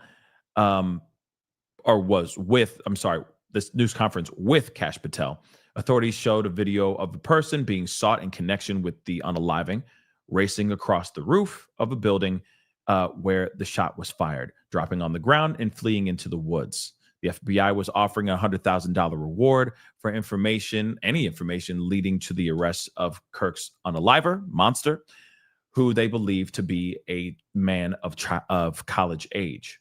So, Charlie Kirk's assassin motive revealed. Robinson had become more political in the recent years. In the conversation with another family member, like I was telling you guys earlier, Robinson mentioned Charlie Kirk was coming to UVU. They talked about why they didn't like him and the viewpoints he had.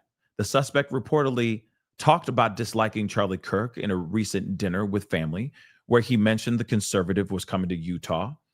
Robinson allegedly said at the dinner that Kirk was full of hate and spreading hate.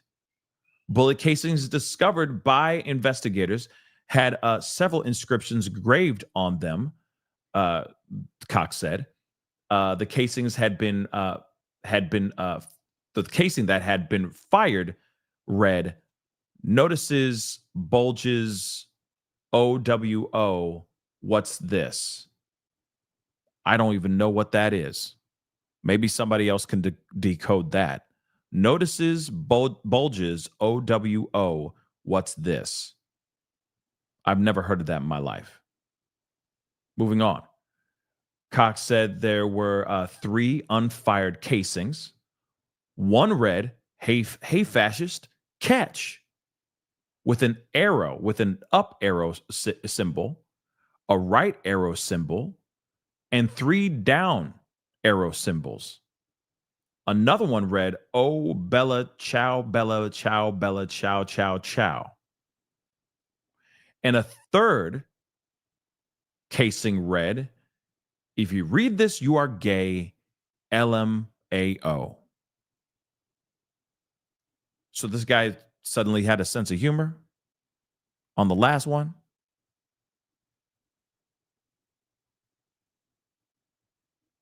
Like, I hope I didn't trigger like some MK Ultra soldier. Okay, I hope the Winter Soldier isn't out there suddenly after what I just read. You know what I mean? Just suddenly triggered, and he's, you know what I mean? Like, I don't know what I just read, but I don't know what that is. It's weird. It's weird. And definitely, Ruthie, definitely premeditated. This is definitely premeditated. Oh, dear God. Absolutely 110% premeditated.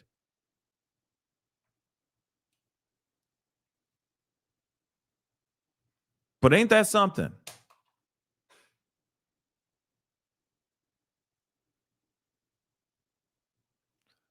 Italian said OWO means surprise, I think, on YouTube.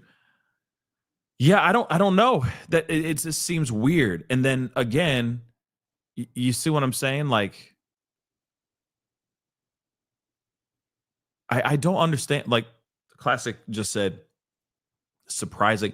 Yeah, I don't know what is that? Like, like I said, is that could that be like a mating call to all crazy people? You know what I mean? Is this his bullhorn? Now that it's been read out in public at that press conference, is that signaling others to activate? You get what I'm saying? It's weird. It's really weird. But then it's like, what is the origin story of this guy? What's the story of this guy? What made him realize? What made him go, yeah, I need to take this dude out. Can't stand this dude.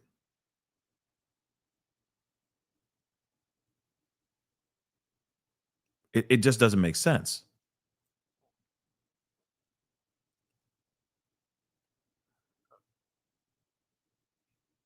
Oh, I see, Mason. That's interesting.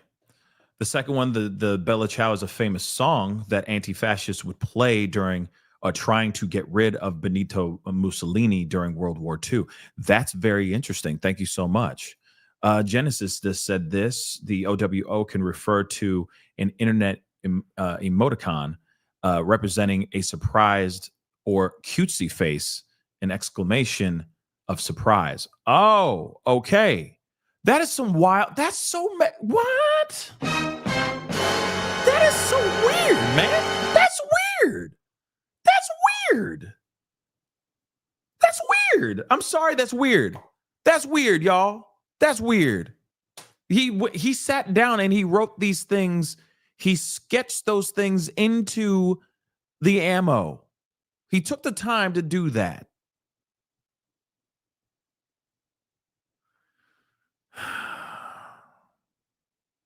What in the is going on? What in the what? What in the what, y'all? Okay. Like, I'm expecting him to have like one, scribed in there, like, what in the butt? You know what I mean? I'm waiting for something dumb. Because these other ones are just like, they come out of nowhere. If you're reading this, then you're gay. Like, what is that? What is that? That's weird. That's very weird. He's not right in the head, obviously.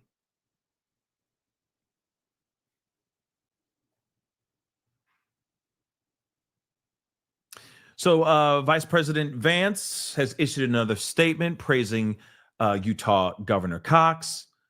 All right. And of course, state law enforcement, Cash Patel, and the FBI for apprehending Charlie Kirk's monster. All right. He says, I'm grateful to Governor Cox, Utah law enforcement, Cash Patel, and the FBI for giving this case the time, resources, and hard work it deserved. This is a breakthrough. And everyone, let me see this. Sorry. Let's see. This is a breakthrough, and everyone who helped, from the law enforcement professionals to the people giving tips, deserves our credit and gratitude.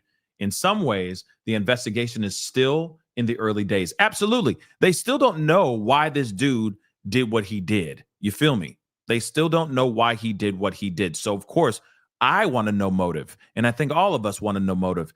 Or actually, yeah, we want to know motive because clearly he didn't like Charlie Kirk. We already know that part. But what I want to know is why he did this.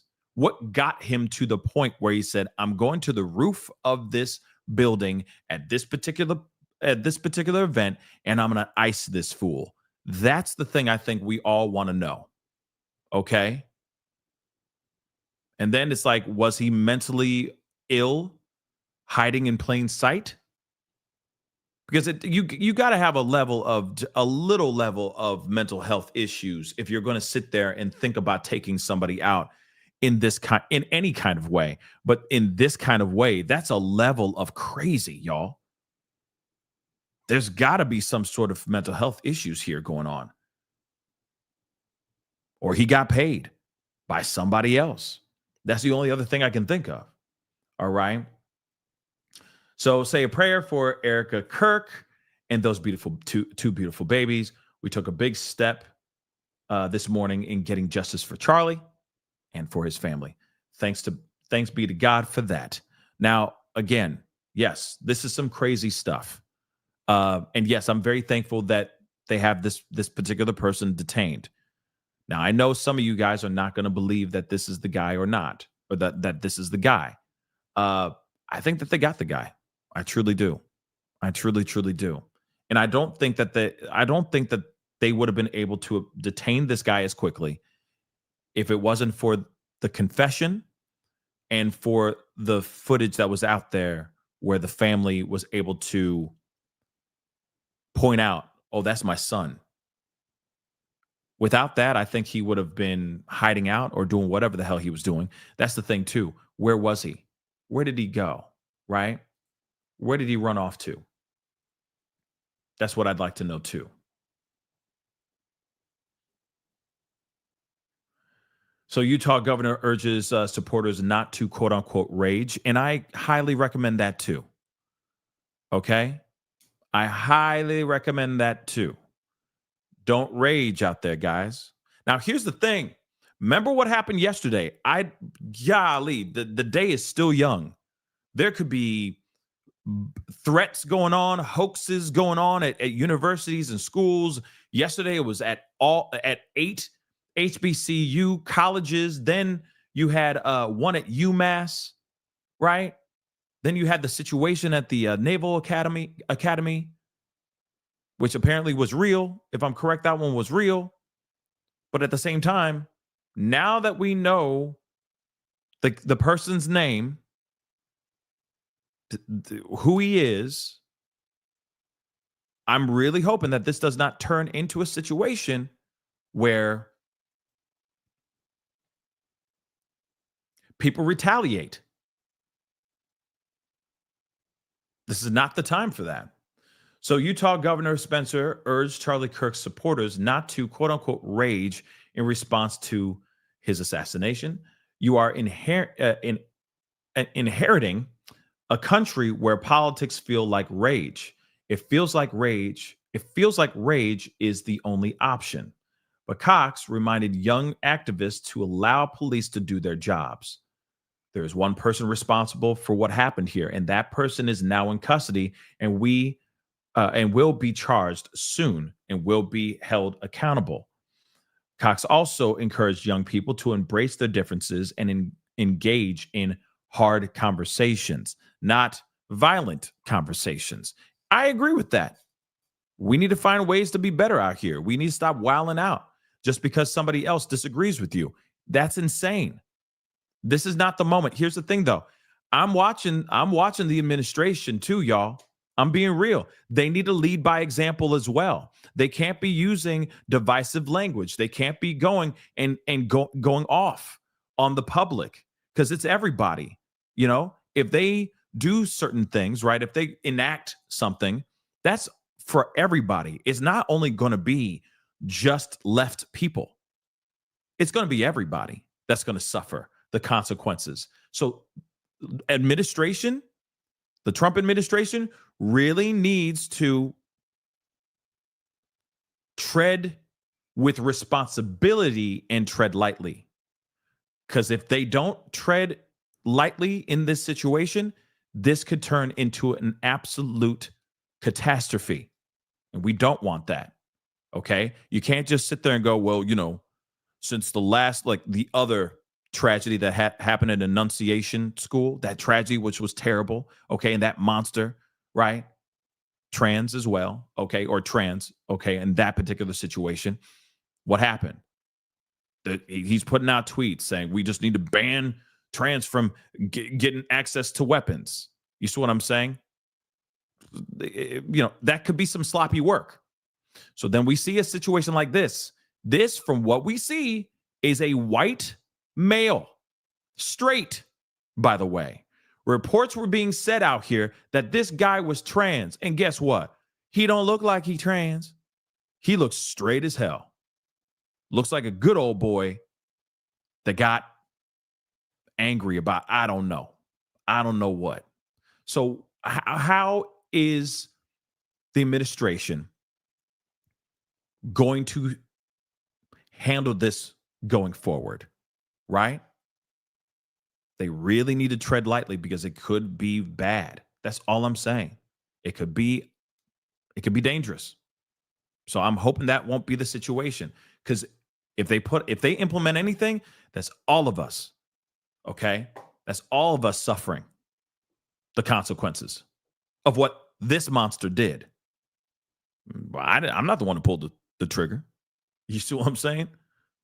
And neither did you. So again, I'm hoping that we all figure this out in the best way possible, and we do this in the best way without hurting anybody, any more people. Okay? We already have a family suffering, and that's enough.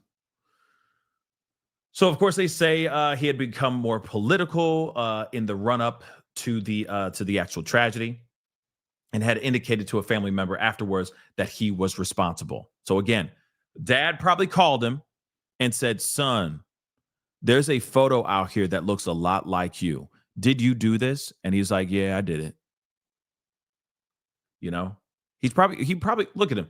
He doesn't look like he was at home. He may have gone back home to his home area, but he maybe went out he probably went into hiding, living off the fat of the land. He don't look like he had a decent shower in the last 24 hours. You see what I'm saying? He looks, long story short, he looks greasy. Okay? This is not a fresh-faced dude. So that's just my theory. I don't think he just went back home and he's just sitting there playing Call of Duty and they just walked up and said, son, now I know you went out of town. And now there's a photo of you, bunch of photos that look a lot like you, wearing the exact shirt that you wore before you left this house. Son, is this you? No. He was probably hiding out somewhere because he looks hot. You know what I'm saying? But I don't know. We will see. He also cited key pieces of evidence engravings on bullets found in the rifle, believed used in the attack, as well as a chatting app. Okay, so chatting app messages attributed to the accused monster that a roommate shared with law enforcement after the actual tragedy. So again, like I said, they went to this roommate went and found these messages and then gave those messages to the 5-0. And some of those messages, like they said in the press conference, was him trying to retrieve the weapon from where he dropped it off. So who was he talking to? He was talking to somebody. Somebody was literally giving him the thumbs up. Why would he be reaching out to somebody via Discord or via chatting apps saying, hey, I need to find a way to get my weapon back. How can I get my weapon back? That's serious. That's serious. He was talking to somebody. So there is more connection here. This is not just him just doing this solo dolo. He at least had a conversation with somebody else. Come on, guys. He at least had a conversation with somebody else. Who could that be? Somebody else had knowledge of him going off to do this. Who could that be? So again, that's weird. Again, that's weird. I truly think that there's more to this than meets the eye. And here's the other thing too. And this is, again, sorry, crazy thought, crazy theory. Wearing the tinfoil hat on my head right now as we speak. Rock with me for a second, though. What if he didn't know the other people that were working? What if he knew that he was going to be helped to escape, but he didn't know any of the other players involved in the attack? Think about that for a second. Maybe he didn't know any of them. Maybe he only knew them as names in a chat forum. Like, I'm looking at the names right now. You know what I mean? It's like Badass American, G Baby, Gamer Lover, AC, right? User 673547297. Think about that. So he's in this chat forum being like, I'm about to do this, and like, good job, brother. Go for it. You know what I mean? You never know. You go get some. You'll be handled. You'll be protected. So he goes up and he does this thing. Bang! All of a sudden, all these other these false actors. What is it? You know what I'm talking about, okay? These other actors, these decoys, just suddenly get activated. And I don't mean like, I'm just saying, as soon as it happens, because they knew it was going to happen, and it's bang, and then suddenly it's like, no, I did it. No, just take my life, take me, I did it. Right, Larry David. Then the other dude walking down the street with a pellet rifle, walking down the street. I'm just saying, there could be other actors involved. Okay, no, I'm not talking about crisis actors. Hold up, time out. Nah. Okay, crisis actors is Alex Jones' $1 billion problem. No. Okay, these are people dealing with a real moment that really actually happened. But they all activated right then. Bang. Okay, I did it. And then dude walking down the street with the pellet gun, right? And all these other things. Think about it for a second. Think about it. He's never seen these guys ever in his life, but he's had conversations with them online. And they all happen to be at the right place at the right time when this whole thing went down. It's a random theory. I know people have been looking at the other guys, like the guy in all white where he's like doing the hats. It almost looks like he's doing a baseball signal, right? You know what I mean? As he's holding the phone. And then bang, and then another dude standing right next to him, and he does this weird like thing on his arm. Right before bang. You see what I'm saying? You don't know who Larry David is? Oh, damn. Well, he was the creator of Seinfeld. That's one. Two, he also created and was like the writer creator of another show, Curb Your Enthusiasm on HBO. Funny guy. Pretty good. Okay. But anyway, think about that. He was on chat forums messaging somebody, saying things online, making very weird jokes apparently on Discord. Okay. And stating about retrieving the rifle from where he left it. This is what he was putting in his chat forum or in this chat app. Who was he talking to? Real talk, who was he talking to? So they need a deep dive like a mug. This might take a little while before we get all the pieces scrunched together. Let me get some of these super chats because I see a bunch of them. Thank you guys so much. Lady for Justice, thank you so much for the super sticker. I appreciate it. Meezer, thank you so much for the love. I appreciate the euros. Thanks for being you and everything you do. I really do appreciate that. Thank you. Thank you so much. Thank you. IV4, a white shooter, not a black person. Go figure. Well, we have had our black assailants too. But yes, this is a white. Look. Him Caucasian. That's it. From Utah. Caucasian male. No shade. Just facts. Okay. And no, I'm not sitting here like parading around like being celebratory. No. But this is a fact. Okay. But like I say all the time, evil wears many faces, y'all. Evil just happens to be wearing this mask today. Moving on.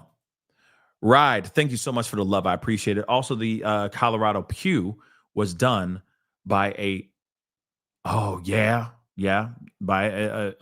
haven't looked into that one yet. I've been so busy with this case, but that mass tragedy in Colorado is just disturbing as well. We need to talk about that too eventually. Kick, what up, man? Or what up? As soon as it started, they said, we got him. Yep. As soon. But that's what they see what I'm saying? We got him. Good. Right? But it wouldn't have been happening. It wouldn't be possible without the family stepping up, recognizing their son and getting their son to confess. But hey, without that footage, without law enforcement reaching out to the public and saying, here's the information that we have, we wouldn't be here right now. Think about that for a second. Let me just point this out really quick. Okay, let me just make this abundantly clear.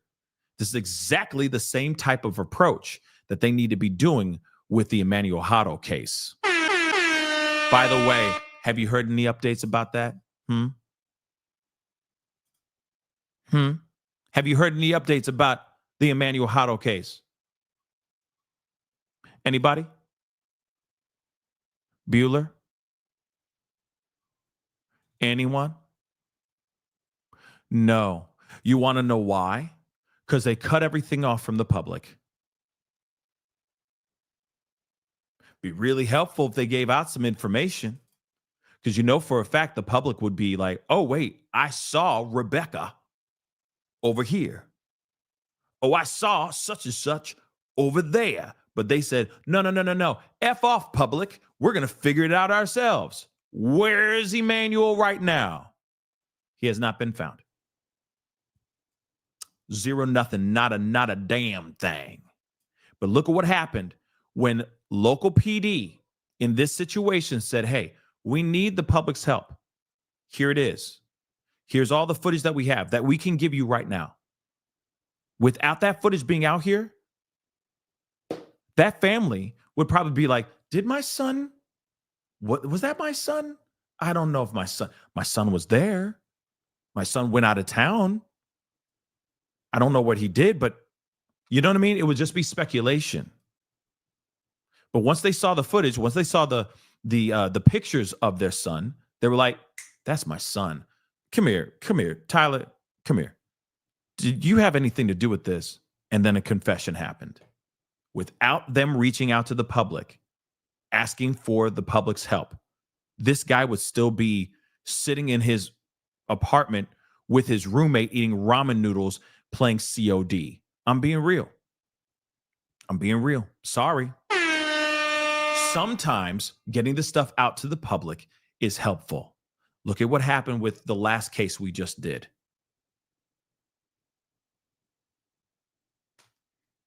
They put out information. People went and helped and tried to find that little boy. And what happened? Within a few days, they were able to find that baby boy. But it was not without the help from the public. That's why I keep saying when they reach out to the public and they turn it into teamwork, it helps a lot. Okay? That's it. But moving on, Nightly, thank you so much for the love. I appreciate it. Remember those X tweets from yesterday? I emailed you. Let me check that here in a second. Or actually, let me check now. Hold on. Oh, yeah. Who is Omar, right? Who is Omar? And basically saying like, yeah, that dude about to be iced. You know what I mean? He about to be nobody. He about to be he about to be deleted. He about to be evaporated tomorrow with a dog chuckling gif, right? Who be Omar? Who is Omar? That's crazy. You really mean to tell me that he worked and operated alone? I tell you what, he did not. Who is he on the chatting apps with? He did not operate alone, guys. He did not operate alone. He did not operate alone. Let's move on. Grateful. Thank you so much for the love. I appreciate it. The photo of Tyler eating food with a hat on looks like the same guy walking up the stairs. If you look closely, you'll see the resemblance. Yeah, it is the same. Oh, I see what you're saying. I don't see it. I really don't. But, we can agree to disagree. That's fine. That AI photo, to me, was a little bit of a stretch. Actually, hold on. Let me pull this back up. It's a little bit of a stretch to me, but I'm just looking at the mugshot and then this. They got one thing right. He's white, but that's about it. I'm sorry. I just looking at this mugshot. In fact, we got the mugshot here. That's much better. That's just me though. But AI is amazing. AI kicks ass. All right. It does a lot. So, Neon, thank you so much for becoming a member. Welcome to the family. And just like Neon, please consider becoming a member by hitting that join button down below. Please and thank you. All right. Beautiful Messy Ball. Thank you so much for the love. I appreciate it. It makes you wonder if he was behind those calls. Behind those calls. What? Wait, I'm sorry. I don't know what calls. Beautiful Messy Ball. What calls? And by the way, he never jumped on a plane and flew off either. He jumped in a car and drove back home a couple hours away.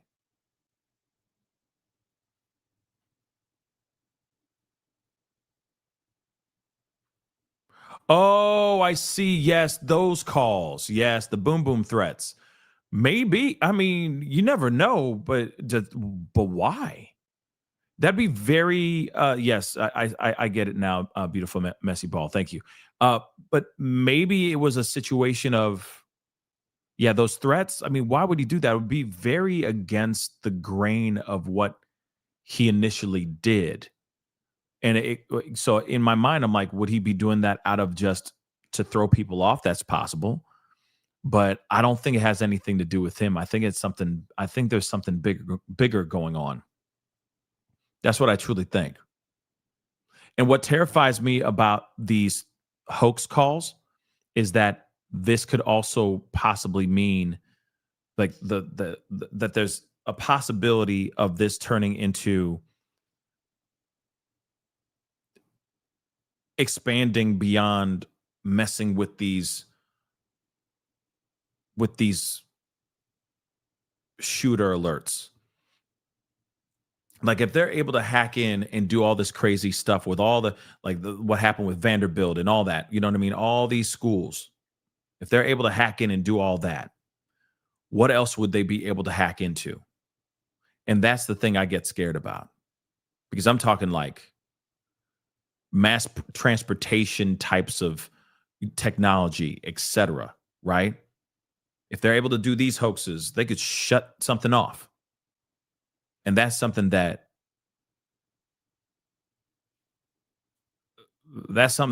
scary to me. Miggy, I do not know why he targeted Charlie Kirk. The only reason why I think he did that, okay, is because he wasn't a fan. And what's sad about these kind of situations, like I always said before, yes, flight technology, etc. That's the thing I get scared of. It's like, okay, they're testing these things, and then they might try some other things. And that stuff terrifies the F out of me, y'all. That stuff is terrifying to me, okay? But when it comes to him doing what he did, we don't know his motive yet. We don't know. It could just be that he had absolute disgust for Charlie Kirk. And there's a lot of other people that don't like Charlie Kirk, but they wouldn't pull up a weapon and pull that trigger. They would not. They just go and ignore him. They go and they listen to other people. They go and watch other people, right?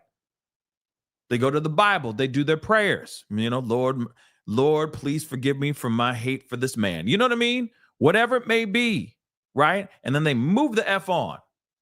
That's what we should be doing. Like I've been preaching since Charlie Kirk lost his life, since he got hit, even initially shot, right? We need to learn to move away, move on. Because one thing, and there's a moment during the press conference, I chuckled because it was a good point. Charlie Kirk did say something that I actually agreed with, which is, he said, the sheriff said this. He said, what did he say? He said, one way to anger your one way to anger your haters, right, is to move on. Something like that. I'm paraphrasing like a mug. He said something along the lines of like one way to really piss your haters off is to move on. Ignore it and move on. And then he said, because, you know, the things that are going on in the internet is not the real world. You need to unplug, pray, and and be around the ones that you love. And I was like, oh, that's a good point. But that's the thing. That's something that we all need to do. Like, don't get me wrong. I mean, you know, watch your shows, do your thing, blah, blah, blah. But like I said last night, people will lose their minds going, you know, sitting on the computer, spouting all types of hateful rhetoric to another person in a chat solely because they don't see your point of view and you don't see their point of view. So suddenly you're just going off on each other all day for 2 hours. You know, not all day, but just for 2 hours straight, blood boiling, high, you know, blood pressure high, because that person just does not agree with you. And then 9 times out of 10, that person who's doing that online is just trying to anger you. So why waste your time? Right? Why waste your time? So again, I liked what he said there. Hey, you got to ignore that crap. You need to ignore that crap and move the F on, right? It's a good point. And we need to be better, for sure. I'm gonna check to see if there's anything else here. And then I'm gonna take a tiny break myself, because your boy is tired. This news cycle has been a little intense, for lack of a better term. Okay, here's something new that just came out 31 minutes ago. Suspect expected to be charged with aggravated M. So the suspect arrested in this tragedy is expected to be charged with aggravated M, felony discharge of a firearm causing serious bodily injury, and obstruction of justice, according to a probable cause affidavit. The offenses are all state charges. I'm telling you right now, they are going to seek the DP. They're going to make an example out of this man, period. 22-year-old Tyler Robinson is in very deep doo-doo. He's in trouble, y'all, and rightfully so. But it's going to be a wrap for this guy, okay? He will get the DP. He will get it. You don't think that the Trump administration is not going to string him up and hang him out to dry? Trust and believe they will, okay? They say they have three days to filing these particular charging documents. And of course, the governor also said that it should come early next week. Okay, so they got 3 days to kind of assess, put things together, and knock some charges out. But I'm telling you, they're going to make an example out of this dude. Listen, you got to remember, you also got the administration being looked at right now. Everything that's been going on with the Epstein stuff, everything that's been going on with with National Guards and being tougher on crime. You're telling me that this guy won't get the DP? Woo! He gonna get the DP, baby. He gonna get it. I'm sorry. He going straight. Yeah, Alante, he is going straight to hell. He's going straight to hell. And they might expedite his execution. Okay, they might just expedite that stuff because they want to make sure he gone. Okay. Yeah. Yeah, I already showed the photo of I think it was the photo of the dad. Okay. When asked by a reporter if he expects additional charges or just additional arrests, the governor said, "We do not at this time have any information that would lead to any additional arrests." I disagree with that. I think that they're lying there. Sorry, guys. And he says, yes, but the investigation is still ongoing. I'm telling you right now, they're lying. They're lying to us. They're lying to us. I just want to make that abundantly clear. There's more to this. They just said that he was chatting online. Okay?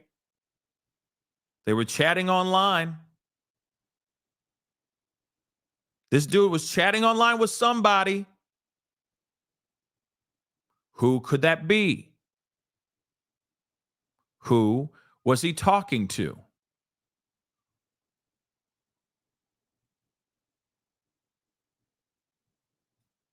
Yeah, see Christina on Twitch. Yes, they found him in Utah.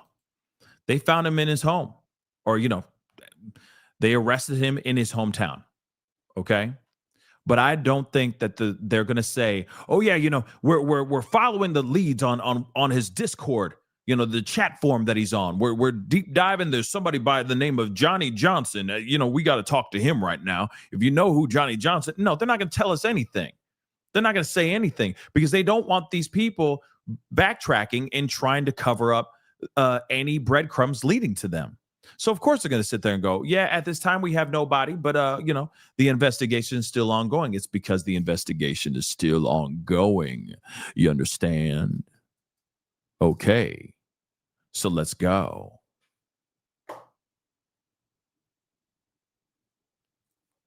This is nuts. Absolutely nuts.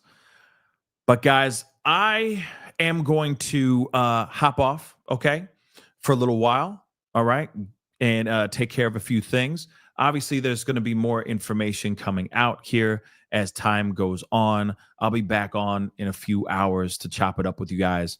And of course, if there's more developing information, maybe bring some friends on to chop it up and talk about everything that happened here, about this arrest and what they think. I know some of y'all think that this is not the guy.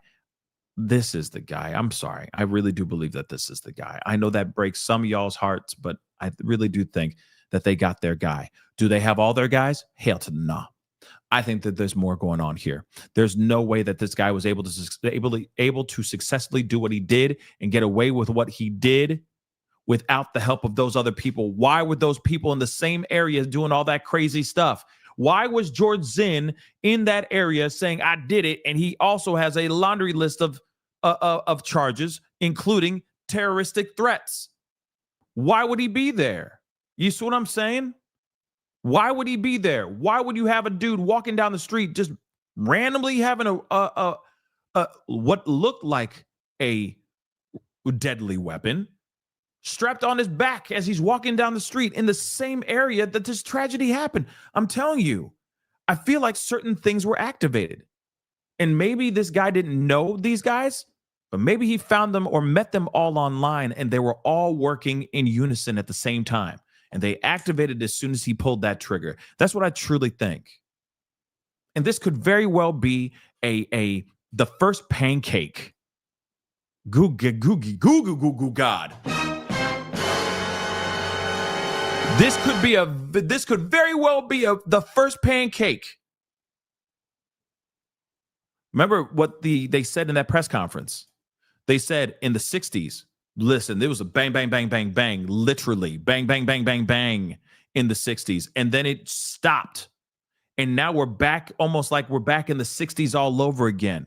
Could this be the start of something? And could Charlie Kirk's passing, this tragedy, be the first pancake trying to see what works and what doesn't. Let me tell you this again. Without the police sending out that information, those images to the public, the family would not have known that their kid did this. And the police would still be out here trying to find this dude. So as much as we need them, 5-0, they need us. That confirms that too. But now we're living in a crazy time, and I do not want us to be walking into the vortex of a violent time. But it's already been violent for a long time. We've already had these mass tragedies every single day, damn near every single day, every single week. We're dealing with that kind of stuff with our own kids. You mean to tell me that our political pundits, our politicians, our elected officials aren't going to be on the chopping block next? Could this be a straight up first pancake attempt to see what works and what doesn't? Like I said, guys, I got a lot of questions. I got a lot of concerns because we all deserve to live our lives. No matter if we're on a microphone saying what we think, and it may be something that goes against the grain, against the masses, or it goes with the masses. No matter what, this is a scary time. And I hope to God I'm wrong.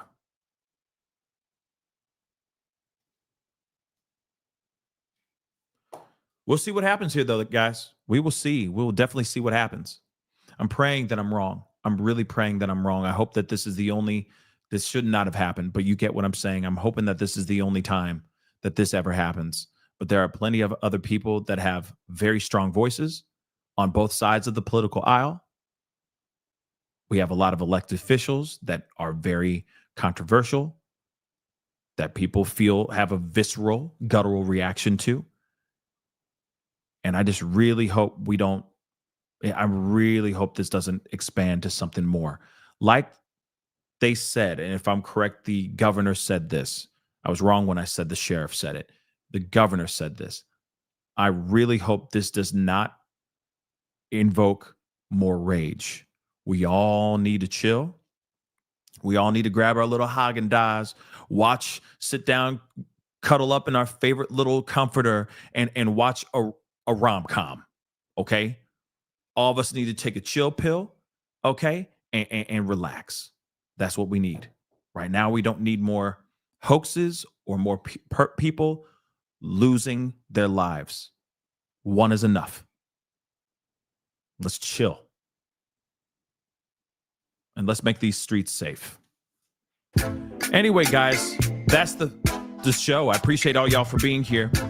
Thank you so much for spending the time with me. I'll be back on, okay?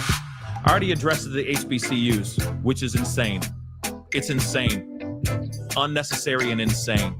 All of those colleges, insane. Gotta be better.